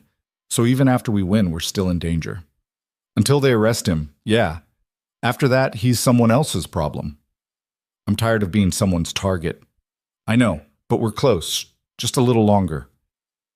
That night, Ethan insisted on driving Avery home personally. She protested, said she was fine, said he was being paranoid. He did it anyway. Walked her to her apartment, checked every room before leaving. You're really worried, she said. I'm really cautious. There's a difference. Ethan. She touched his arm. Whatever happens, I want you to know you've gone beyond what anyone could expect. You've protected me from things I didn't even know were threats. If something goes wrong, nothing's going wrong. But if it does, it won't, because I'm not going to let it. He met her eyes. That's not bravado. That's just fact. You hired me to keep you safe. That's what I'm doing. She nodded slowly. Okay, just be careful. I'd rather have you alive and unemployed than the alternative. Noted. He left. Drove home. Found Mia asleep on the couch, Mrs. Chen dozing in the armchair. He paid her, apologized for being late again, and carried his daughter to bed. Daddy? Mia mumbled, half asleep. Yeah, baby? Are you done fighting yet? The question made his chest tight. Almost. Just a little bit longer. Okay. Love you. Love you too. He was in bed by 11. Asleep by 11:15. His phone rang at 2:47 a.m. It was Avery. Someone's trying to break into my apartment. Ethan was moving before he was fully awake. Where are you? Bedroom, door locked. I can hear them in the living room. Did you call 911? On my other phone, they said 5 minutes. I'll be there in 10. Stay on the line. Don't hang up. Don't make noise. He was dressed and out the door in 90 seconds. Left a note for Mrs. Chen, who was sleeping in the guest room. The streets were empty, the city holding its breath between night and morning. He drove too fast, didn't care, kept Avery on the phone the entire time. They're trying the bedroom door, she whispered. Don't open it. Windows? 43rd floor, not an option. Bathroom? Yeah, I can get there. Go. Now. Lock that door too. Put as many barriers as you can between you and them. He heard her moving, heard a door close. Lock click. I'm in the bathroom. Good. Stay there. I'm 3 minutes out. He pulled up to her building at 2:56. Police were already there, 2 units, lights flashing. Ethan showed them his ID, explained who he was. They let him through. The doorman was pale and shaking. 4 men, he said. They had fake credentials. I let them up before I realized. I'm so sorry. Ethan took the elevator to 43. Police were already in Avery's apartment. He found her in the bathroom, wrapped in a robe, face white but composed. She saw him, and something in her expression broke. They were going to kill me, she said. One of them said it. I heard him tell the others to make it look like a robbery. Ethan pulled her into a hug without thinking. She shook against him, adrenaline finally breaking through. You're okay, he said. You're safe. They found me. In my own home. I know, but they failed. You're still here. The police caught 3 of the 4 men trying to leave the building. The 4th had escaped, but they had descriptions. Detective Morris arrived 20 minutes later, looking grim. This was a professional hit, he said after reviewing the scene. Equipment, coordination, timing, someone sent them. Marcus Reeves, Avery said. He knows we found the connection. He's trying to eliminate witnesses. We're moving up the timeline. Federal agents are executing warrants on Zenith right now. If Reeves is there, he's getting arrested today. Avery couldn't stay in her apartment, crime scene and psychologically impossible. Ethan made a decision he hoped wasn't a mistake. Come home with me, just for today, until we know you're safe. She looked at him. Your place? It's small. It's not fancy, but it's secure and nobody knows the address except people I trust. Okay, yeah, thank you. They arrived at Ethan's apartment just as dawn was breaking. Mrs. Chen was already awake, making breakfast. She took one look at Avery and understood without explanation. Sit, I make tea, you eat. Mia wandered out in her pajamas, rubbing her eyes, stopped when she saw Avery. Hi, she said. Are you the lady my dad works for? I am. I'm Avery. I'm Mia. That's Mr. Hopsworth. She held up the rabbit. I remember him, still very distinguished. Mia climbed onto the couch next to Avery. Are you okay? You look sad. Avery's smile was shaky. I had a scary night, but I'm okay now. My dad's really good at making scary things go away. Yeah, he is. They sat like that while Mrs. Chen made breakfast, eggs and rice and tea that tasted like comfort. Ethan fielded calls from Patricia and Detective Morris and the FBI. At 9:47 a.m., Detective Morris called with news. We got him. Marcus Reeves was arrested at Zenith's headquarters. He's being charged with racketeering, conspiracy to commit murder, corporate espionage, and about 15 other counts. The men who broke into Miss Monroe's apartment are cooperating. It's over. Ethan relayed the information. Avery closed her eyes. It's really over? Really over. She started crying. Not dramatic sobs, just quiet tears of relief. Mia, without being asked, climbed into her lap and hugged her. It's okay to cry, Mia said seriously. Crying helps the sad get out. Avery laughed through the tears. That's very wise. I know. I'm very smart. The rest of the day passed in a strange haze. Avery slept on Ethan's couch while he and Mia went to the park. When they came back, she was awake, looking more human. I should probably go home, she said, to my actual home, or a hotel. I'm intruding. You're not intruding, Ethan said, but if you want space, actually, can I stay? Just one more night? I don't want to be alone yet. Of course. That evening, they ordered pizza. Mia insisted Avery help her build a blanket fort. They watched a movie together, all three of them squished into the fort, Mia between the adults, talking through the entire thing. It was chaotic and cramped, and nothing like the life Avery was used to. She loved every second of it. Later, after Mia was asleep, Ethan and Avery sat in the kitchen drinking tea Mrs. Chen had left. Thank you, Avery said, for everything. Not just tonight, all of it. You already thanked me. I'm thanking you again. She wrapped her hands around the mug. I spent years building walls, keeping people at a distance, thinking trust was weakness. Then you showed up with a wrinkled shirt and a daughter and Mr. Hopsworth, and somehow you knocked all those walls down without even trying. I wasn't trying to knock anything down. I was trying to keep you alive. You did more than that. You reminded me what it's like to let people in, to accept help, to trust someone completely. She met his eyes. I don't want to go back to who I was before, the person who thought she had to do everything alone. Then don't. It's not that simple. Why not? Because I'm still CEO of a billion-dollar company. I still have responsibilities, expectations, a public image to maintain. So maintain it. Just stop pretending you don't need people. Everyone needs people. That's not weakness. That's being human. Avery was quiet for a long time. Then she said, I want to offer you something. A real position. Not just personal security. Chief of security for Nexara. You'd oversee the entire department, build a team, have resources. You've earned it. Ethan thought about it, about the money, the prestige, the career trajectory. Then he thought about Mia sleeping in the next room, about Mrs. Chen and blanket forts and pizza nights. I appreciate the offer, but I like what I'm doing now. I'm good at protecting one person. Building a department, managing teams, that's different skills. Skills I'm not sure I have. You could learn.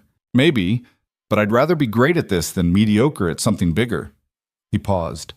Besides, if I took that job, who'd drive you home and check your apartment for intruders? She smiled. Fair point. So you're staying? If you'll have me. Definitely. She stood. I should sleep. Tomorrow's going to be another media circus. Can I use your couch again? It's all yours. She paused at the doorway. Ethan? One more thing. Yeah, Mia's right. You are really good at making scary things go away. After she left, Ethan sat alone in the kitchen. Thought about the past month.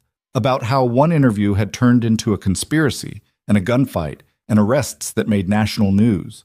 About how protecting someone's body had somehow turned into protecting their whole life. His phone buzzed. The unknown number. One last message. You did good. She's safe now. All of you are. This is the part where I tell you who I am, but honestly, it doesn't matter. What matters is you learned the lesson I learned too late. Protection isn't about fighting threats. It's about building trust, making connections, creating systems where people look out for each other. You did that. Keep doing it. And Ethan, stop trying to carry everything alone. You've got people now. Use them. The message didn't delete this time, just stayed there. Ethan read it 3 more times, then put his phone away. He checked on Mia, still sleeping, still peaceful. Checked on Avery, curled on the couch with the blanket Mia had insisted she use. Both of them safe. both of them here. For the first time in 6 years, Ethan felt something he'd forgotten how to feel. Not happiness, exactly. More like peace. The kind that comes from knowing you did something right. Protected someone who needed protecting. Made choices you could live with, the kind that comes from not being alone anymore. He turned off the lights, locked the doors, set the alarm, did all the small rituals of making a space secure. Then he went to bed and actually slept. 3 weeks later, Nexara held a press conference. Avery stood at a podium announcing the new board of directors, the restructured executive team, and the company's renewed commitment to transparency and ethical business practices. The stock price was up 40%. Investor confidence was at an all-time high. Ethan stood off to the side, watching. Lily caught his eye and smiled. She'd been officially promoted to COO the week before. Patricia was running the new legal compliance division. Marcus Chen had been promoted to head of training. The company was rebuilding, but this time with people who'd proven they could be trusted. After the press conference, a reporter caught Ethan outside. "You're Ethan Ward, right? The bodyguard who stopped the assassination attempt?" "I'm head of personal security, and it wasn't an assassination attempt. It was a home invasion." "Still, you saved her life. How does that feel?" Ethan thought about the question. About Mia asking if he was done fighting. About Avery crying in his kitchen while his daughter hugged her. About the lesson he'd learned about protection being more than just violence. "It feels like doing my job," he said. Nothing more complicated than that. But it was more complicated and simpler, because the truth was, he hadn't just saved Avery's life. She'd saved his too, pulled him out of a spiral of single parenthood and minimum wage and trying to be enough all by himself, given him purpose, community, a future that extended past next month. That night, he picked Mia up from her new school, the good one, with the art program she loved. They stopped for ice cream, walked home through streets that felt safer now, somehow. More possible. "Daddy?" Mia asked, chocolate ice cream on her chin. "Yeah, baby? Are you happy?" The question was so direct it caught him off guard. "Why do you ask?" "Because you smile more now. Real smiles, not the ones you do to make me feel better." "When did you get so smart?" "I've always been smart. You just noticed now." She swung his hand. "So are you. Happy?" Ethan looked at his daughter, 6 years old and already seen through him. He thought about everything that had happened. The fear, the violence, the moments he'd been sure everything would fall apart, but also the moments after, the rebuilding, the trust, the discovery that asking for help wasn't failing, it was surviving. "Yeah," he said, "I think I am." "Good. You deserve it." "So do you, baby." "I know," she said simply. "I have you. That's enough." They walked home together as the city lit up around them, two people who'd learned that strength wasn't about carrying everything alone. It was about knowing when to let others help carry the weight, about building something bigger than yourself, about trusting that the people you protect might also protect you.